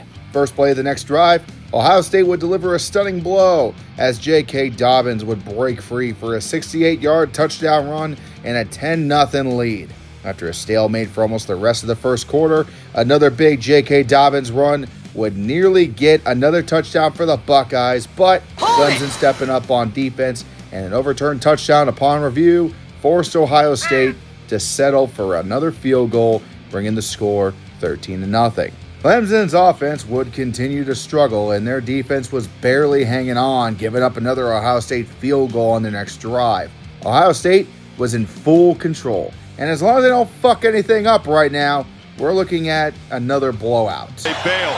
Lawrence. Anyway, Sean Wade off the corner, and Lawrence is still down. Took a hard hit. Wade, what the fuck are you doing? Come on, man. You can't lose your composure here. Not to mention, what would have been another punt for Clemson is suddenly a 1st and 10. Look, it's not good, but you've had Clemson's number all night. Just get a stop again. Of that quarterback run on these 3rd and shorts.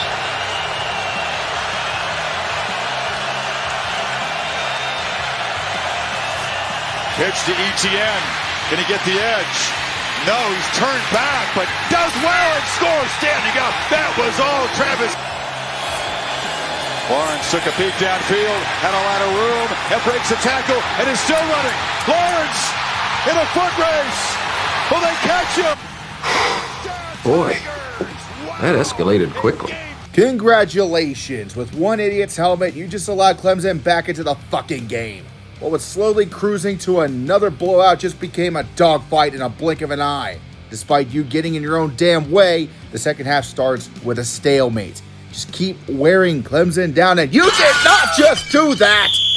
Personal foul, roughing the kicker, defense number 26.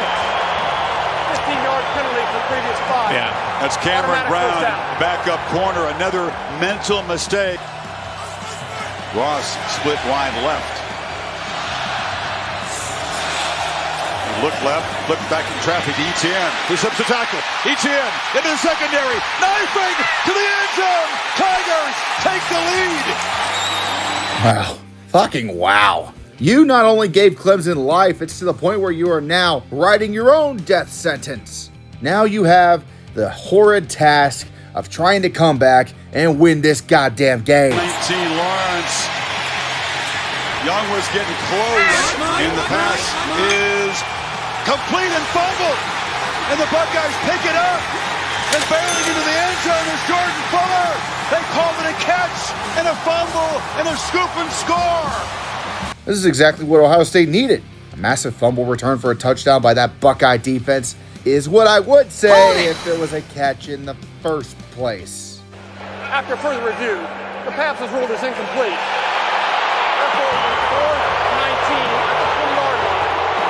Oh, for fuck's sake! Fields, can you please kick this fucking offense into gear?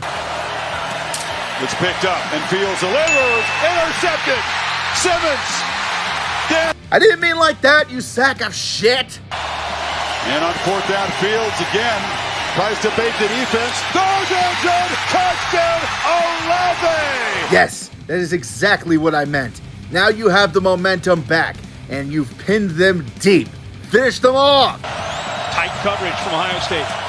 Lawrence again takes off. Takes a shot. Makes another 1st down. Under serious duress.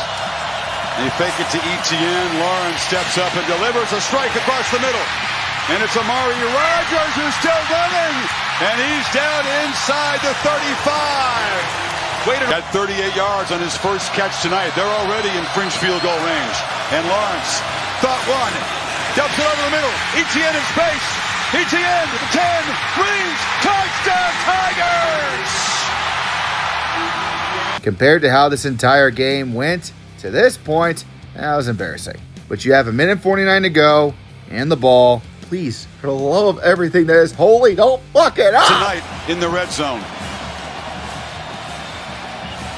Urban Meyer looking on. It's like he's still coaching.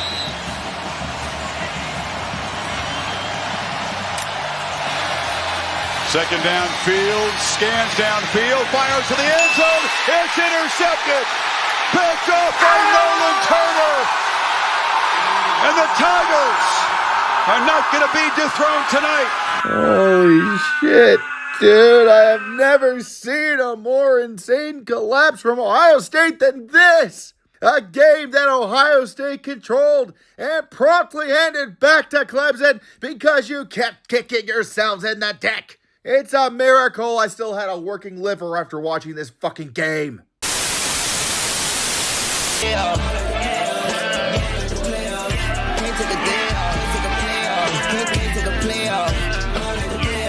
Stepped on, the team gets sent home. We just bring rings home, we got a buzz down. The team get buzzed down. You gon' be the one first down, no one get cut out. But we making cuts now. I think they tryna rush now, it's up to us now. Ain't no fear, foot down.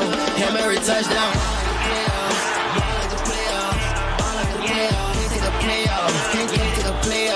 Working my head off, I like the playoff. Working my head off, can't take a playoff. Can't take a playoff. Please get stepped on. No brakes pressed on. No cap jack on. Jet fuel kept gone. Teams get slept on. Dreams get slept on. Stay up the chest bone. No brakes pressed on. No cap jack on. Jet fuel kept gone. No cap jack gone. Get on and get left on. Game time, yo! The LSU Tigers, the Clemson Tigers. Live from New Orleans, it's game time.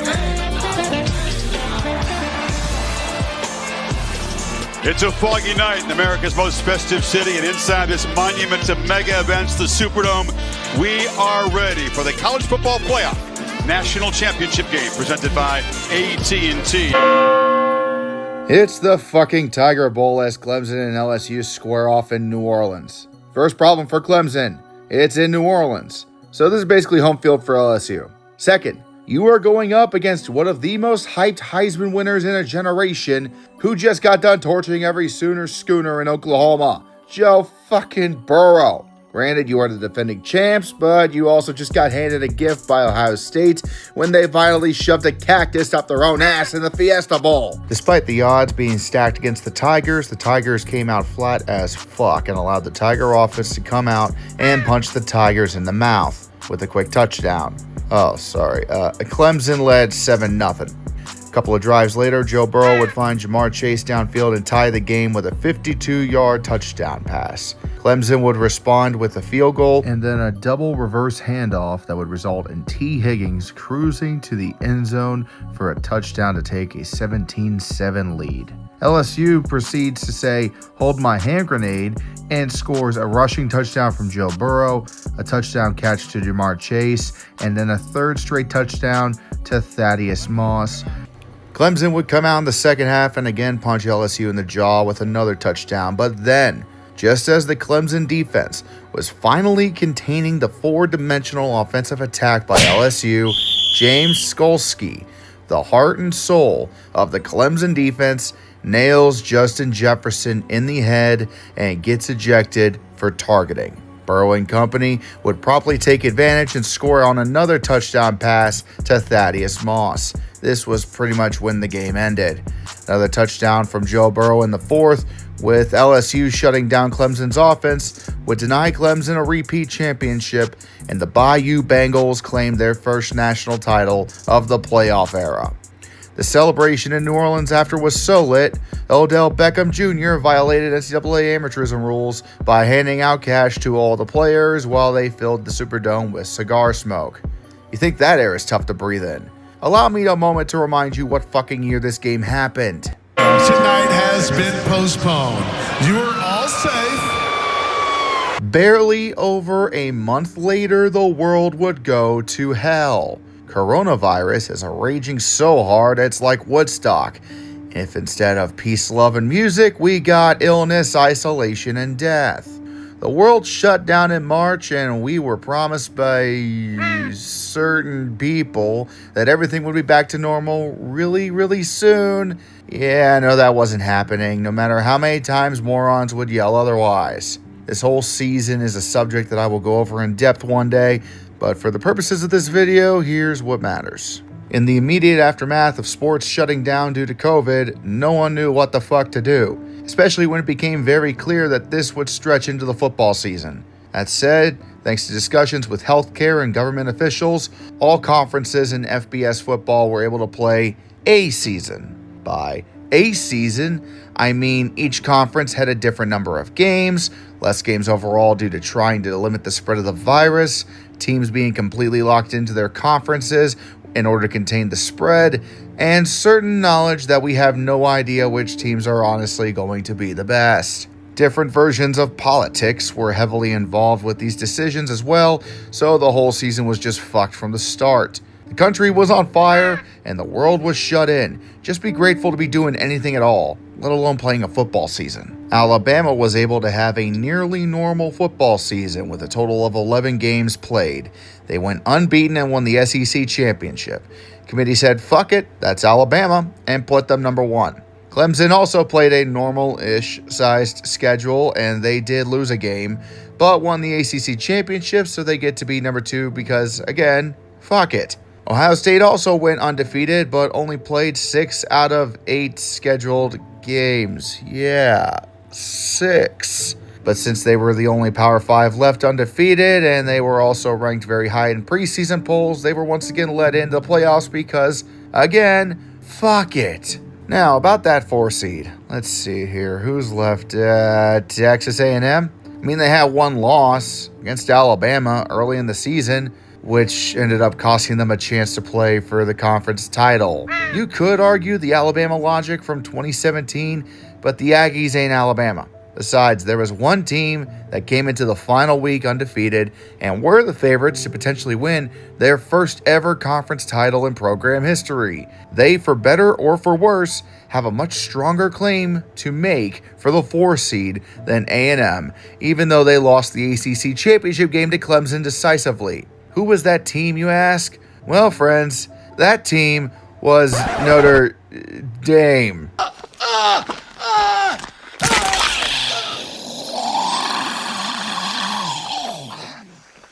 Oh no, not again. Yes, Notre Dame. The Irish, due to being an independent team, virtually lost its entire schedule when the pandemic hit, thanks to the conferences locking out non-conference opponents. So to make sure they had a football season, they decided this was a good time to try out that whole being in a conference for football thing. It worked well, and they went undefeated against all their ACC opponents, but ran into the buzzsaw of Clemson in the ACC title game, even though they beat the snot out of Clemson at home once already this season. But again, fuck it. Despite this, it didn't drop them down too far in the polls, as besides Texas A&M, who didn't play in the conference title game, there was no other credible opponents left, to be honest. And so the committee said, once again, actually, say it with me, boys, fuck it, and kept them in over A&M. Now, before we go any further about the result of their game, we do need to talk about the game itself that was about to be played. In terms of COVID restrictions, California was among the most restrictive during the pandemic. Hell, the orders from state government in California and Oregon were so bad, the Pac-12 was the last major conference to start playing their football season. Because of this, the Rose Bowl, based in Pasadena, California, which was one of the semifinals for this year's playoffs, was in serious jeopardy of not happening. Once again, the Rose Bowl is potentially fucking everything up, but for once we can't blame them for this at all. After months of talks and negotiations, the state of California said the game was too big of a risk, and they would not allow it to be played in Pasadena. The Tournament of Roses and the college football playoffs were faced with the prospect of either removing the semifinal from the Rose Bowl or relocating the game entirely. In a shotgun wedding from hell that would make Elvis impersonators in Las Vegas cringe, it was determined the Rose Bowl would be moved out of California for the first time since World War II. However, instead of a really shitty Duke Stadium like in 1940s, it was moved to the fucking Jerry World, AT&T Stadium. Since Texas was one of the states where restrictions were more relaxed, it made it possible for games to not only be played, but also still have fans in attendance, albeit much less than usual. So, the stage is set. Number 1 Alabama versus number 4 Notre Dame in the Rose Bowl from Arlington, Texas. A matchup made in hell. In our Rose Bowl, that was anything but, and it ended exactly how you would imagine. The Tide plays 2012 simulator and destroyed the Irish again. What the fuck did you expect? This is the pandemic. Everything is shit. Wow, if I had a nickel for every time Notre Dame got their shit kicked by Alabama, I'd have 2 nickels, which isn't a lot, but it's weird that it happened twice, right? definitely been fueled from that, and we've kind of had that chip on our shoulder. The type of game you want in the semifinals. And the sequel, the most famous face, most impressive resume among all of his peers, Trevor Lawrence, gunning for one more title shot, returns to New Orleans, scene of his lone career loss. The Tigers arrive loose, confident. Justin Fields and the 6-win Buckeyes have been told, you don't belong here. After the strangest journey to the postseason ever, the underdogs are driven to rewrite the gut-wrenching ending from last year. Welcome to the College Football Playoff semifinal, the All-State Sugar Bowl from the Mercedes-Benz Superdome here in New Orleans, and the collision between the 4-time defending Big Ten champion Ohio State Buckeyes and the 6-time defending ACC champion Clemson Tigers. Meanwhile, the second semifinal was never in jeopardy of being moved. In the bayou of New Orleans, Louisiana, with less restrictions on COVID protections, the Superdome would fill to capacity with a whopping 3,000 fans in attendance. Yeah, 3,000. That's a lot, right? The game started off fast and furious with both teams being tied 14-all. Then it appears that Sheriff Brutus put a few Buckeye nuts in Clemson's water supply, thereby poisoning the water hole, and the Tiger defense fucking died. Clemson gave up 21 points in the second quarter alone, 35 total in the first half. This fucker was over by halftime, and it was officially the worst pair of semifinal games yet. Touchdown! Alabama! Clemson Tide will not be denied. Ohio State and Alabama. Two of the best. They bring nobility, they bring dignity, they bring honor, and they bring excitement. We got an opportunity to maybe write one of the best stories ever in college football history. He got a touchdown! Hurling is Harris! Devontae Smith, here we go! The guy you're going to play against may be the best guy you played against all year. This is a feeling like no other. I'm happy. Even it don't matter what we play, just spot the ball. I'm ready. You don't typically get an opportunity to have a second chance. You can't miss the second time. Now, you may have begun to notice a trend at this point. We like trends on this channel as it makes it easier to understand what is going on since I am a fucking moron. But the trend we have seen is this. Usually if one semifinal sucks, the other is a classic. If both suck, then the national title game is usually pretty good.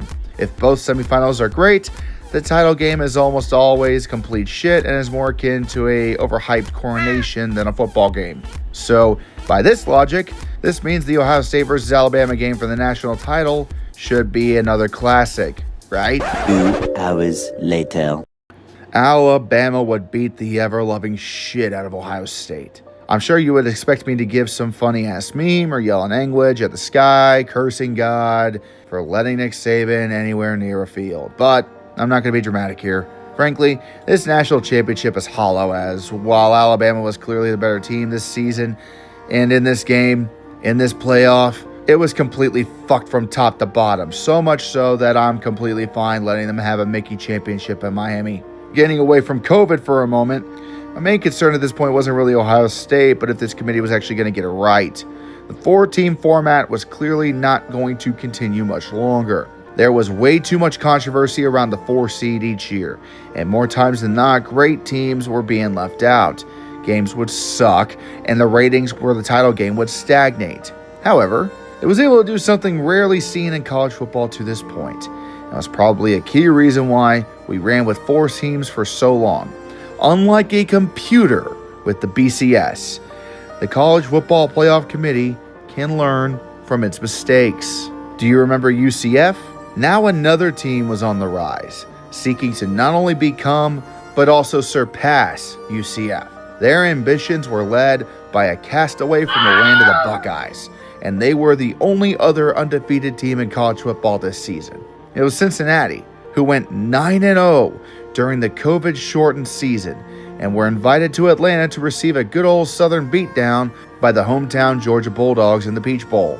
However, these Bearcats weren't afraid of Bulldogs, and unloaded a can of whoop-ass that had everyone in the nation turning their heads. The Bulldogs escaped with the win and their lives, but the Bearcats, led by head coach Luke Fickell, weren't finished here. In the following season, they would set the stage for one of the biggest decisions in playoff history. After having college football for an entire calendar year, thanks to FCS holding a spring season, we enter a more normal season. Alabama won the SEC again and went 12-1 to get the number 1 seed. Let's see here, number 2, Michigan. You finally beat Ohio State? 12-1, Big Ten title. Okay, yeah, we can let you have number 2, no problem. All right, let's see, number 3. Okay, we got some issues at deciding 3 and 4. Let's just start with 3. Ohio State, Baylor, you lost twice. You know the rules. Hit the bricks. That leaves us with 1 loss Notre Dame and Georgia, whose 1 loss came at the SEC championship game against Alabama. Okay, Georgia, you were undefeated coming into the game, and in terms of strong losses, it's about the strongest loss you can get, so they'll let you in at the number 3 seed. Now, Notre Dame. We need to talk. In this situation, you normally get to come on in, no questions asked. However, your Golden Domes have started to crack. You ain't the Notre Dame we used to know from the 90s, and frankly, you have done fuck all since. You have been shitting your golden pants regularly in primetime situations. And frankly, other than your history, you don't have shit to prove you belong here at this point. This year especially, because that one fucking loss you have on this season was to the only other undefeated team in the nation. That team was, of course, Cincinnati, who beat Notre Dame right in front of touchdown fucking Jesus early in the season. It was a solid, convincing win, no less. With Cincinnati winning out and no other teams with a true resume that can overcome it, Notre Dame's benefit of the doubt was finally revoked. The University of Cincinnati, from the American Athletic Conference, would get to be in the playoffs. The first time in decades that a mid-major school would get to actually compete directly for the biggest prize in the game since BYU won it all in the 1980s. Fans reacted accordingly with mixed emotions. There was no denying UC earned this shot after what they had done over the last 2 seasons. Cinderella was going to the dance, but critics were up in arms. Why? They had to play Alabama. Pretty much everyone expected Cincinnati to get absolutely wrecked. I mean, it's Alabama. True blue bloods, football royalty, the creme de la creme would have to meet the lowly Bearcats in Arlington. Alabama saw this as an insult, but frankly, they should have taken this team more seriously than they did. Cincinnati was really goddamn good on offense and had some excellent key players on defense that would go on to the NFL. Cinderella was outmatched, but would. Look, you know life isn't a fairy tale. This game sadly did not end with Cincinnati going on to the title game. Alabama would beat UC. But if there's anything I could say in Cincinnati's defense here, Ohio State got beat way worse by Alabama in Miami earlier that year. Alabama was held to 27 points, which was lower than most people predicted. Sadly, Cincinnati could only muster 6 points on 2 field goals. It was a boring game, and a lot of fans look back on it as proof the group of 5 can't hang. Despite myself being so cynical as a human being, I see it as a complete opposite. It was a coup for the group of 5. Cincinnati was a top 5 team in the country, and at the end of the playoffs, the AP and coaches polls agreed, ranking the Bearcats at number 4. While this marked the end of their run, and head coach Luke Fickell would move on to Wisconsin soon after, as a Cincinnati native, I can say this did more than revitalize a team, but also revitalize the city. But that story is for another day. We need to see what the fuck's going on in Miami right now. Key safety for the Wolverines is in there. On 1st and goal, Bennett to Bowers. And Brock Bowers scores, and Georgia draws first blood. Match is working very well. McIntosh is going to throw it. Lobs to the end zone. Caught. Touchdown. Mitchell. Take it to Haskins. McNamara wanted to take a shot down. And he'll get swallowed up by the pass rush. Bennett. Backpedals, scrambles, heaves downfield. It's caught. Jermaine Burton scores. Create something here. Make this deficit less imposing. 4-man rush. Ball is out, and it's intercepted. From bad to worse. Darian Kendrick going backwards to midfield after the pick. Spotted that as first down. No idea how. McNamara Corum and lost the ball. It's on the ground, and the Bulldogs have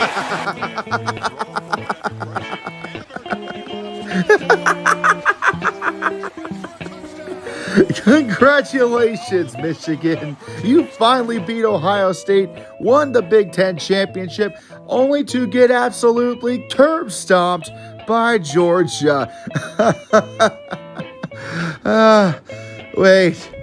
Oh, fucking hell, not again.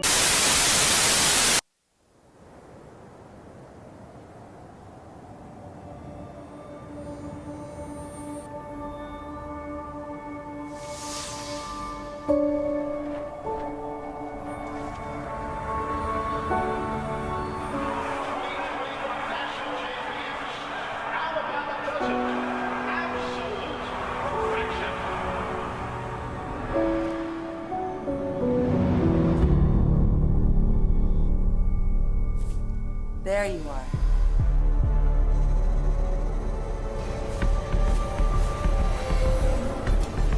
Welcome back.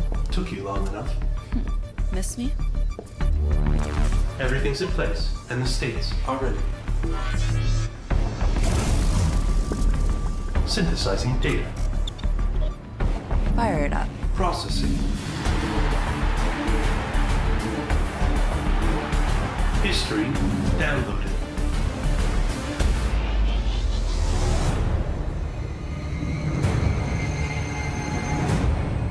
In 3, 2, 1.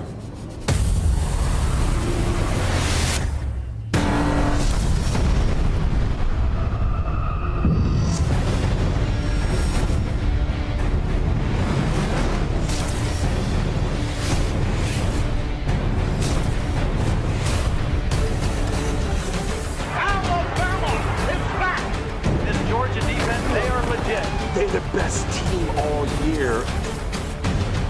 This is who they want. UGA will have revenge on its mind against Alabama. Because Alabama breaks Georgia hearts. It's going to be two gladiators going right at each other.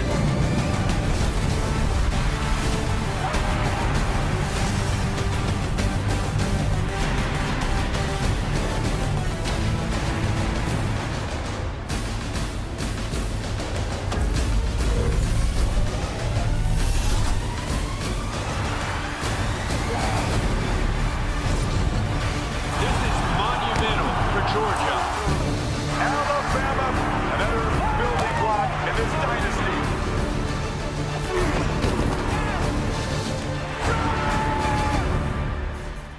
Let's go.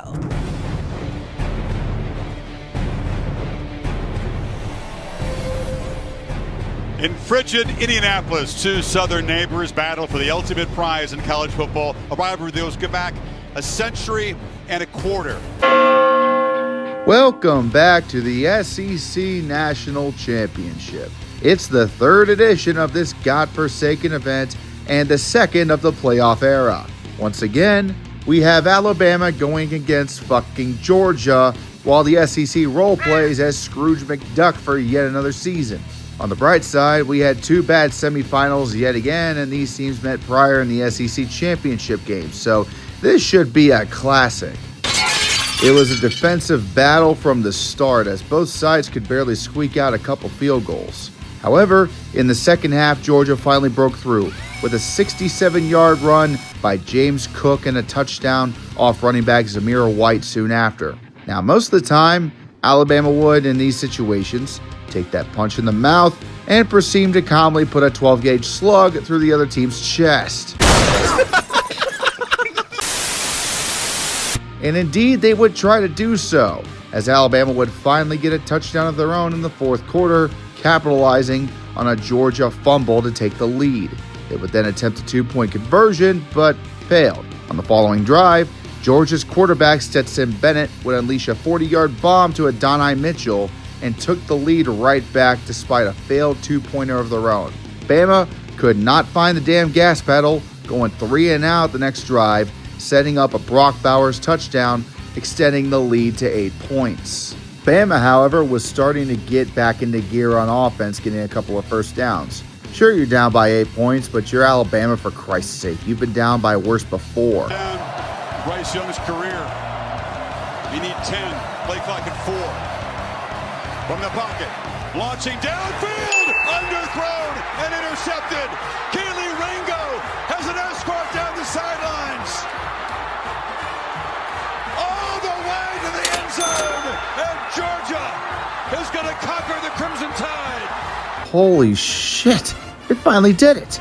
The Bulldogs have avenged the ghosts of 2018 and captured their first national championship in 41 years with a statement win over the Nick Saban Empire. Best part, if you're a Georgia fan, this team wasn't losing any depth the next season. Buckle the fuck up for the Bulldog Tour de Pain. Okay. Listen up, everybody. I have some news. It's over. We are screwed. Having absolutely no remorse, Georgia would go undefeated in the regular season, capturing the SEC championship and the #1 seed. Despite the bitter loss against Georgia in the Orange Bowl last year, Michigan came roaring back this season and went undefeated en route to winning the Big Ten title. So that's a pretty easy pick for number 2. Speaking of the Big Ten, Ohio State lost to Michigan again. Great. If there is a silver lining here, it's that Alabama, Tennessee, and Clemson all had 2 losses. There was a chance USC would sneak in as the Pac-12 champion with just 1 loss, but Utah continued the tradition of the Pac-12 cannibalizing itself at the last moment and defeated USC. Therefore, with no other options, they get to go to the dance at 12-1 as the number 4 seed. You may be wondering why I skipped 3.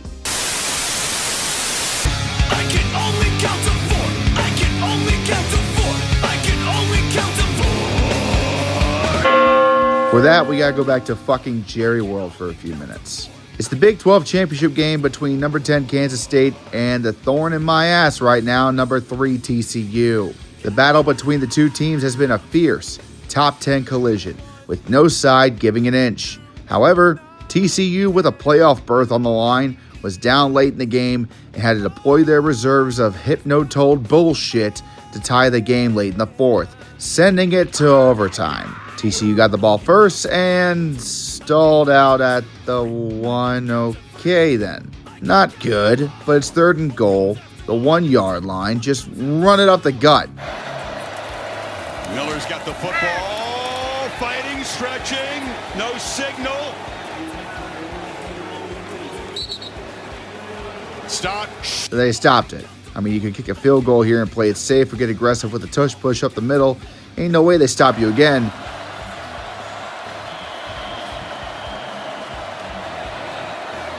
Miller is the back. He's got the ball. No! Kansas State stops him. K-State's defense rises up on the goal line and denies Miller. They stopped you again. Fuck. Kansas State outlasts TCU. And they are Big 12 champions for the first time in a decade.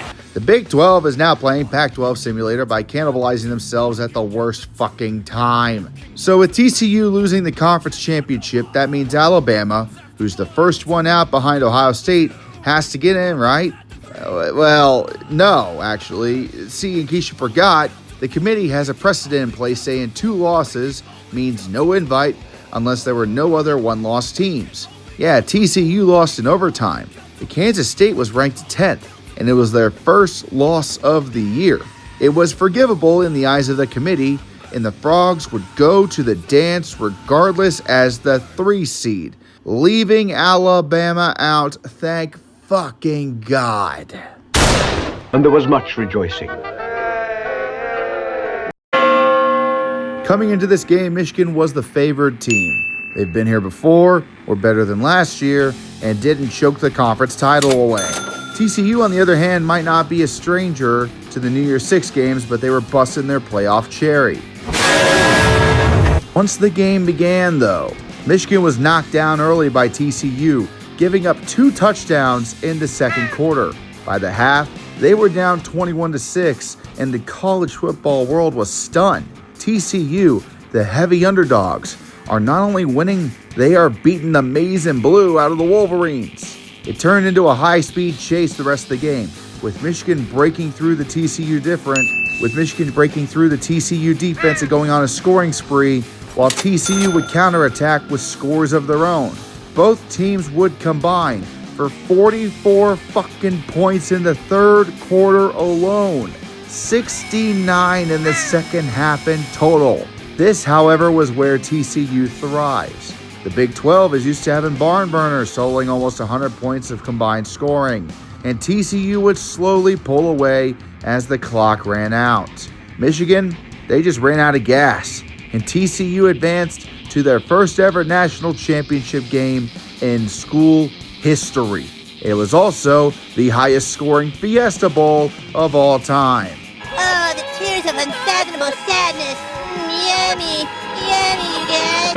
Meanwhile, in Atlanta, Michigan's arch rivals Ohio State were set to duel against Georgia in another de facto home game for the Bulldogs. Ohio State wasn't fucking around, as quarterback C.J. Stroud threw a dime to wide receiver Marvin Harrison Jr. to take an early 7-0 lead. Georgia would punch back with a touchdown pass from Stetson Bennett to Kenny McIntosh to tie the game at 7. The slugfest was on.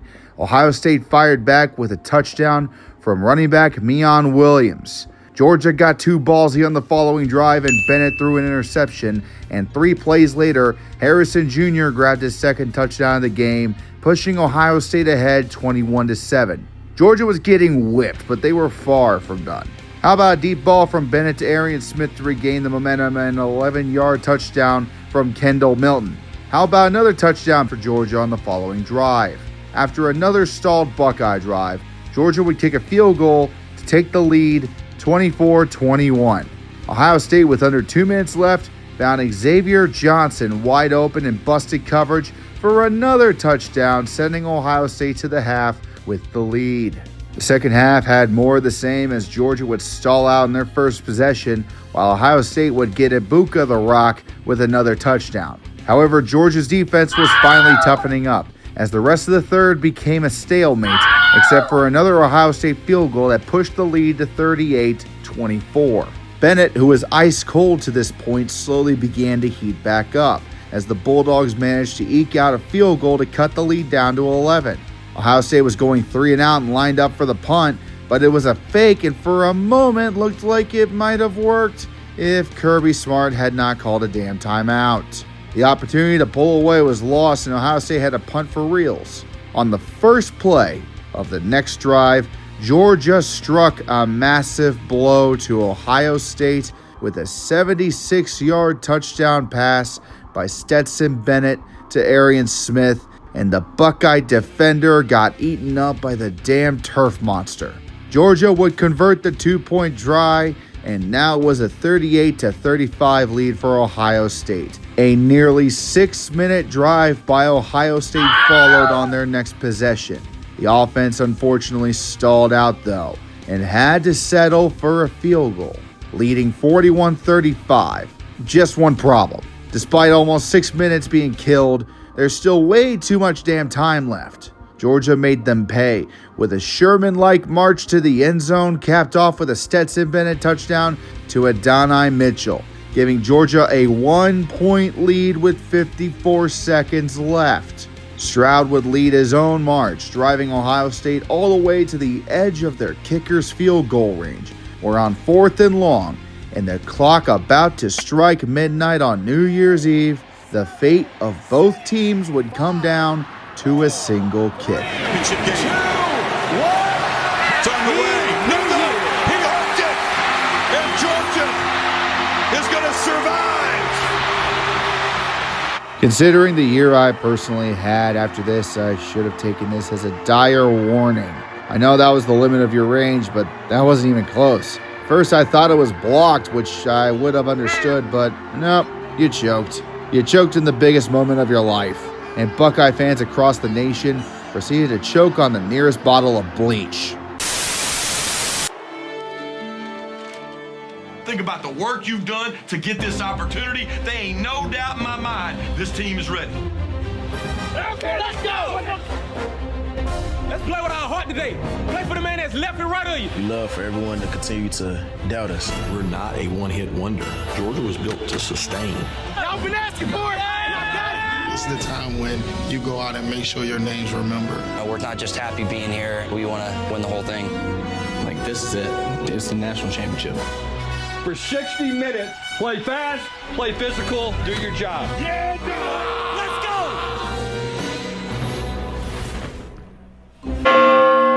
In Stan Kroenke's overpriced spaceship of a stadium, we got one of the worst fucking beatdowns in college football history. I'm not even going to try to set the stage here. The Bulldogs arrived, torched the buildings with TCU inside, torched it again for good measure, nuked it, nuked the moon because fuck it, pissed on the ashes, torched the ashes again, salted the earth where this war crime took place, and walked away with back-to-back championships.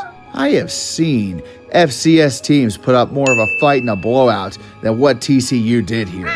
People tried to say this was because the playoffs suck, but keep in mind, TCU won a semifinal to be here. In my opinion, Georgia and Ohio State was the true title game, not this shit. This shit was so bad, PETA tried to sue the dogs for animal abuse. And now, the end of the road. The last 4-team playoff. During the previous couple of years, it was announced that the committee would finally explore expanding the number of teams in the playoffs after too much controversy around some of the selections over the years.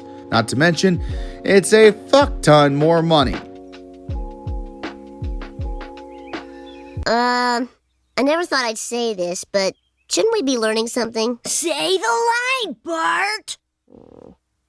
Money talks, bullshit walks. For now, all you need to know is how the final 4-team playoff came to be. For number 1, we have Michigan. Again, seriously, you're still here? Shouldn't Harbaugh be fucking off to the NFL already? Not to mention the sign-stealing shit that was revealed during the season. But you still went undefeated again, beat Ohio State again, and we're Big Ten champs again. Fine, number 1 it is, but we're not happy. Number 2 was a nail-biter, if I'm being honest. It came down to 2 teams from the Pac-12. Washington was undefeated, and Oregon only had 1 loss to Washington. Going into the Pac-12 title game with both teams in the top 5, it was assumed at least one of them was getting in regardless of result, making it a de facto quarterfinal. In the end, the Huskies were able to end the Ducks' dreams, and as a result, got the number 2 seed in the playoffs. Number 3 was Texas. Thanks to some dominoes that fell during championship weekend that I will get into here in a moment, and an absolute mauling of Oklahoma State in the title game, and almost all but propelled them into the playoffs. Now it's time we talk about that decision. Look, if you want a full in-depth breakdown of what happened and why, I already talked about that in a previous video over a year ago. It's now a little dated since it came out before the Bowls, so here's the cliff notes. In the second to last game of the regular season, Florida State, still undefeated, playing a tune-up game on senior night before taking on the Florida Gators the following week, lost their star quarterback to a gruesome injury. They would manage to go on to win their final 2 games, but looked incredibly weak in the finale against a Florida team that went 5-7. In the ACC championship game against Louisville, who at one point was top 10 in the country, their offense could not get fucking moving. With their second starting quarterback in 2 weeks, the Seminoles limped their way to a weak-ass victory and an ACC championship. Sure, they were undefeated, but life isn't always a fucking movie. Why? Let's go back to Atlanta. You probably just remembered I haven't mentioned the SEC yet, and there's a reason. Georgia was coming into the SEC title game looking like they were about to three-peat. Problem is, they were facing Alabama. And while Alabama only had 1 loss, they were number 8 in the nation. Not enough to jump into the top 4 unless they beat Georgia convincingly. Cue vintage Nick Saban, coaching the Alabama Crimson Tide to yet another SEC championship and washing the Bulldogs' three-peat hopes out into the Gulf of Mexico. Thanks to this showing of force and Texas winning, the playoff committee would decide to allow one-loss Alabama into the playoffs as the 4 seed over an undefeated ACC champion Florida State. Fans, coaches, and commentators on TV were all nuclear over this decision, but the decision was made simply because the Seminoles were a weakened team and would not be a strong contender. I would say the resulting Orange Bowl against a very pissed off Georgia that saw the Seminoles get creamed would be proof we need to show this, but frankly, they had so many players transfer and declare for the draft, it's not really speculating. Either way, this playoff is going to be looked at as the de facto reason why we need more teams. Anyways, we got 3 games left. Let's get them out of the way, shall we? Welcome to the Rose Bowl, lads. As 2 teams that pretty much everyone hates are about to go get at it in the granddaddy of them all. Despite the hatred most of us had for both sides, this was an instant classic.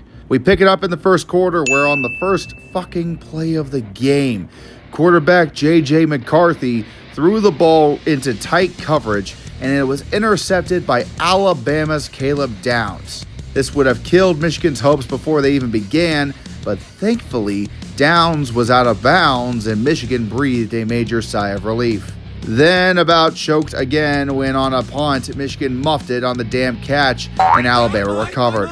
Now Michigan was in deep shit, and it got worse as Alabama would score on the very next play with a rushing touchdown by Chase McClellan. Michigan would immediately respond, driving down the field and capping it with a passing touchdown to Blake Corum to tie the game. After a stalemate for a few drives, JJ finds Tyler Morris, who tightropes his way into the end zone, giving Michigan the lead. Too bad they fucked up the extra point.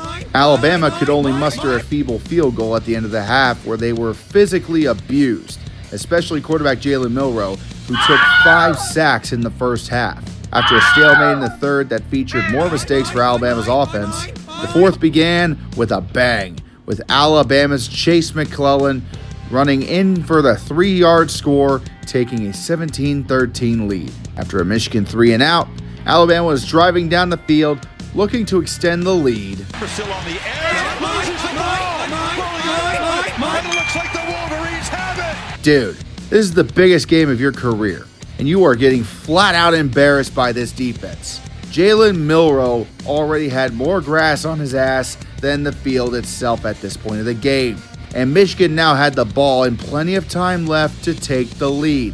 The fumble would lead to a missed field goal. Seriously, what fucking drugs was this game on? Alabama would get the ball back, but they would stall out against that vaunted Michigan defense, settling for a field goal to take a 7-point lead. Michigan would try to drive upfield, but had to fight for every fucking inch, converting a 4th down on their own side of the field, deep throws, and finally ending the drive with a walk-in touchdown for Roman Wilson. We are fucking tied at 20, but we have a minute and a half left. Alabama attempted to get into field goal range, but stalled out, forcing a punt. They have to use a timeout. Finally, they get him on the field. They only had 10 out there. You're exactly right. High punt, and it's again. It's the 1-yard line. Well, it wasn't. You hear that? It was the sound of the entire state of Michigan collectively shitting their pants. Imagine all of this just to lose it all on a muffed punt safety, dear fucking Lord. Michigan, not wanting to become the biggest locale in college football history, wisely kneels, and we go to overtime. Michigan would start overtime with the ball, and on the second play from scrimmage, Blake Corum makes his legacy run. Then gets big yards. 3 Michigan tight ends in the ball game. They hand it to Corum again and makes the cut. First down. Spins and scores. Blake Corum puts Michigan on top in overtime. It wasn't fancy. It was just old school determination. All right, Alabama, your move. 1st and goal. Nothing there. Ball to the left. McClellan swarmed and dropped in the backfield by Mason Graham, who's had a big game. It's 3rd and goal. 2 plays to get 14 yards for Alabama to stay alive. show pressure and bring it. Milrow from the pocket. Throws, catch made, but Burton is forced out, brought down short of the goal line. It'll be 4th down. Wallace on the stop. There we go. No more timeouts to take here. Game on the line. That's Williams in motion. Low snap. Milrow stopped. Michigan makes a stand and comes up with a milestone playoff victory.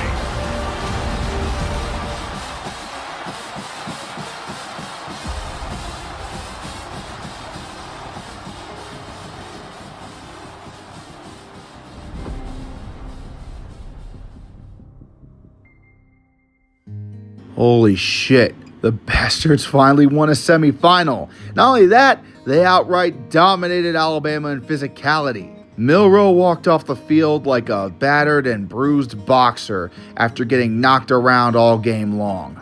The Wolverines, on the other hand, tasted the sweet, sweet drink of redemption. They are going to the national championship game, but against who? In a rematch of last year's Alamo Bowl, Texas and Washington would square off in the Superdome for the right to play Michigan. Right away, you knew this game was vastly different from the Rose Bowl.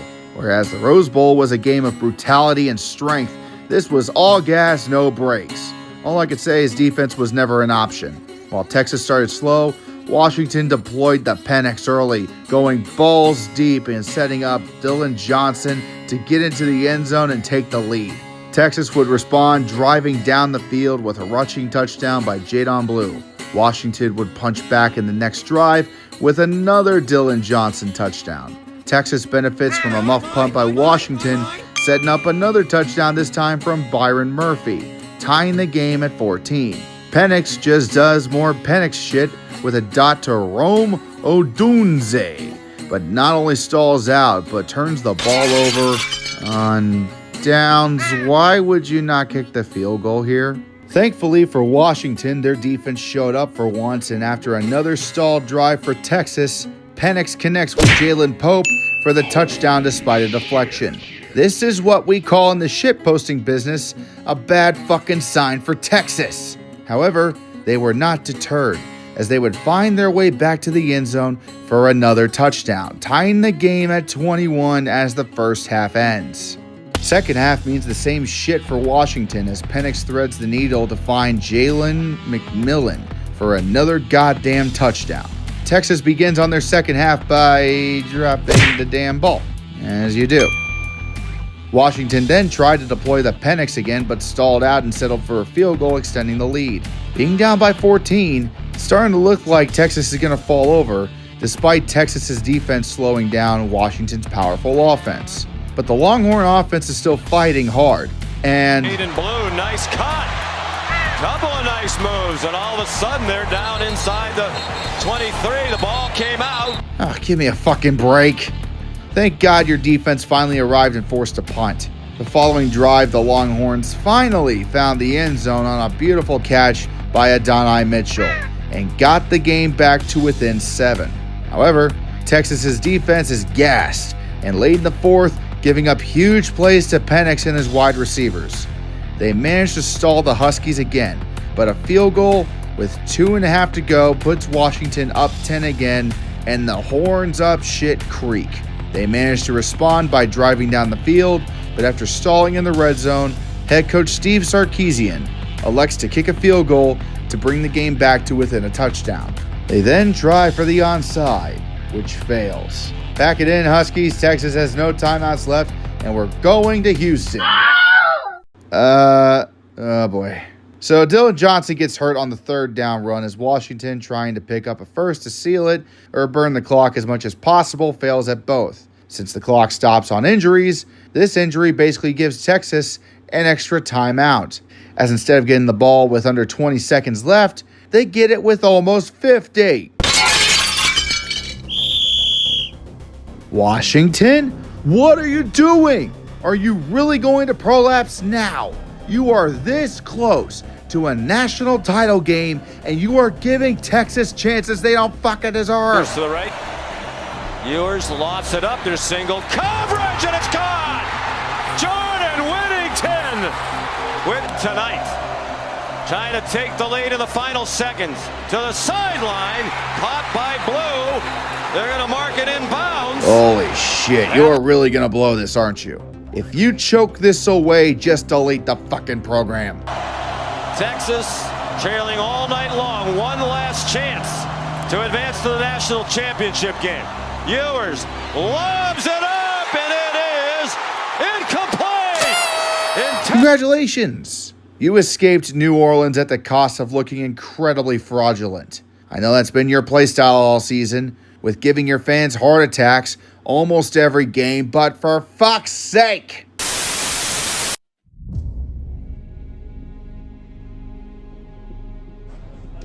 Go ahead. M&O's green. How we looking? Safety is currently green, T-5. 50 seconds. Copy. Go, no go for kickoff.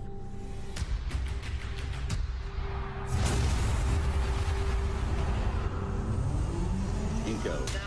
Rendezvous. Go. Fido. Go. Prop. Go. GC. Go. We are go for launch. Roger. Liftoff in T-minus 10, 9, 8, 7, 6, 5, 4, 3, 2, 1.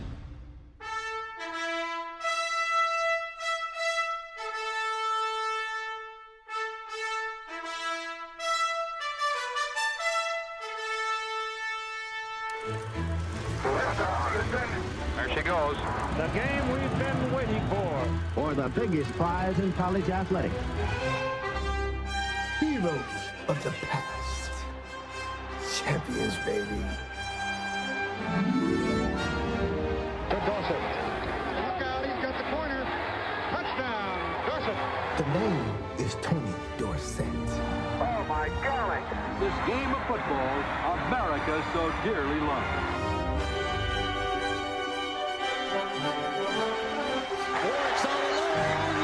I had a dream the night before. I was going to score 3 times. Peter Warrick, his 3rd touchdown of this championship game.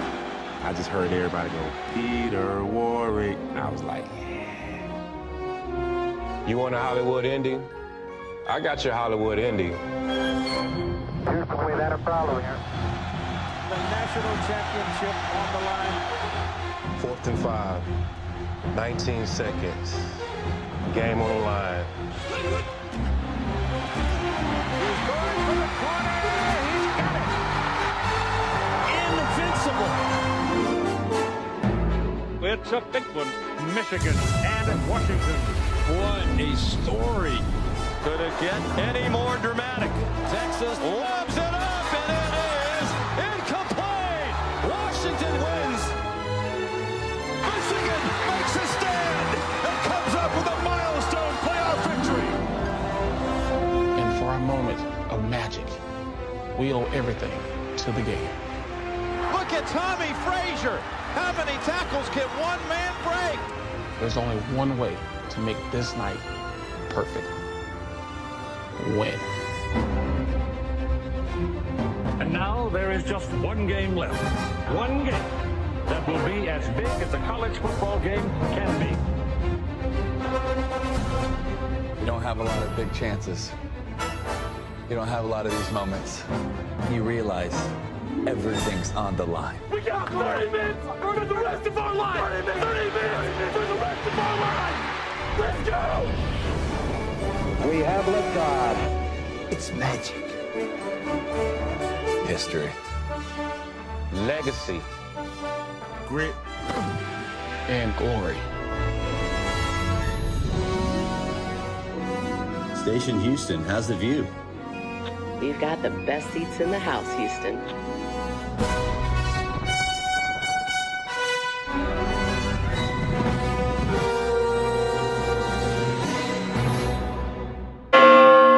For the first time in 10 years, a national championship game will not feature an SEC team. A glorious occasion indeed. Power met speed as the Wolverines came into Houston against Washington, with both sides looking for their first national championship since the 1990s. You hear that? It's the sound of fucking parody. Michigan got the first big blow with a 41-yard touchdown run by Donovan Edwards. Washington, stunned from the big play, struggled to get downfield for over 6 minutes, culminating the drive with a field goal to bring the score to 7-3. Michigan, within 4 plays, kicked the Huskies square in the dick. Edwards, who scored the touchdown in the first possession, back in the game, and he's loose again. Edwards off and running. Welcome back, Donovan Edwards. 46. The tone was set. Michigan was going to walk out national champions. All that was left with the scoring. Loaded with weapons in the run game. They go after their 1,000-yard rusher, and now it's Corum who's loose. Blake Corum down the sidelines. They've got an angle. He cuts it back and finally is brought down at the 20. Backs up on first down, is pressure, and slung down at the 5. The pass rush gets home. They can preserve this 2-touchdown lead if they can get a stop here. 3 runs. Penix has time, launches, touchdown! Jalen McCarthy dodges some pressure, escapes, and J.J. McCarthy is still running, rambling out across the 3 receivers to the left. They throw back to the right and drops. Will Nixon out of the backfield. McCarthy pulls it and finds Loveland over the middle, and the tight end galloping deep into Husky territory. The man from It's a very crafty play calls down here. Instead, they just hand it this time to Cora. Steps back, breaks a tackle. Touchdown, Michigan. Penix launching for McMillan, overthrown. Strong coverage by Sanders. Looks the other direction down the seam. It's intercepted by Sanders still. Mikey Sanders still has a couple of blockers. A convoy. Michigan set up inside the 10. Mikey Sanders still. Biggest play of this defense. Michigan, with brute force and determination, overpowered the potent Huskies offense. Neutralized Rome Odunze, neutralized Penix, and the rest will fall into order. A dominating performance as Harbaugh runs into the night for the NFL. Say what you want about the scandals they went through and how people think this should and will be vacated, but as a diehard Buckeye fan, I must eat a fat plate of crow and concede that Michigan was truly the #1 team in the nation as the confetti fell in Houston that night. It was a pivotal moment in the history of the game, and probably the most dangerous. 10 years. 10 fucking years. How in the hell do I put a bow on this? Well, the college football landscape has done that for me already. Go back to 2014 for a second. Fresh off the last major realignment when Nebraska and Colorado opened Pandora's box, it felt like we were about to get some stability in the national championship, at least with the playoff. Boy, how wrong we were. I'll put it like this. The playoffs have been the most consequential system in college football history. Sure, compared to the scandals and controversy of the BCS the last decade, it has been relatively mild, but I would argue it has changed the game more than the BCS ever could have. The BCS lived to see the death of the WAC and the Big East, sure, but they were merely a spectator to their demise. The playoffs, on the other hand, have been college football's master of puppets. The 4-team system was designed to declare an undisputed champion on the field. Yet the side effects and fallout have been catastrophic. Just 1 year in, and a major conference like the Big 12 was forced to seek more teams sooner so they could have a championship game and potentially be looked upon more favorably so one of their member teams could get in. The mid-majors were poached constantly throughout the last decade as the majors began an arms race for TV revenue and playoff spots. Rivalries and traditions thrown under the bus for the almighty dollar. And over time, the true power brokers of the sport were sorted from the frauds. The Big 12 was the sick man of college football, getting a waiver to play a championship game and adding schools from the group of 5 just to stay relevant. Sure, in the long run, schools like TCU, UCF, and Cincinnati benefited greatly as it got them into the majors. The Pac-12 collapsing right before the start of the final season of the 14 playoff was another side effect of the playoffs, as they constantly missed the damn thing altogether. Not to mention, while the Big 12, SEC, and Big 10 added teams consistently, the Pac-12 stayed out of expansion.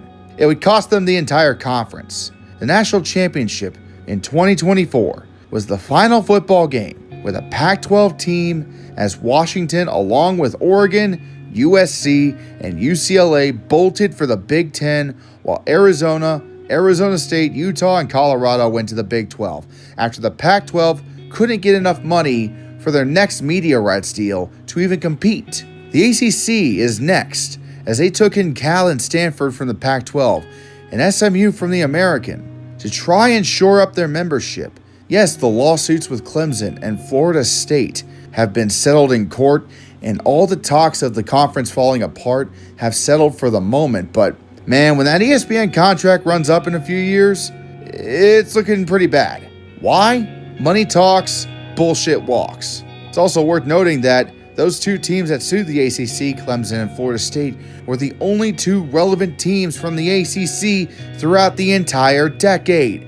And don't you dare try to count Notre Dame in 2020 for their obvious reasons. While a good portion of the changes lately are not directly the fault of the playoffs, they have a huge influence over the decisions of these organizations. If you don't make it in, it can mean the difference between breaking even or losing a fuck ton of money supporting these sports or supporting sports outside of major college football. It means a loss of recruiting, NIL money, and transfers, as that alone has opened up an unhinged version of college free agency. The days of geographic conferences are dead, and the era of nationwide mega conferences has arrived. Not to mention, with the new expansion of the playoffs to 12 teams, this will cause even more tough decisions and money-related pursuits in the coming years. As for my final thoughts on the 4-team system, it was, I feel, the representation of the end of the golden era of traditional college football, where we had consistent national champions that few doubted, and we still had many of the traditions we've all grown up with. It also had its fair share of controversy in terms of selection.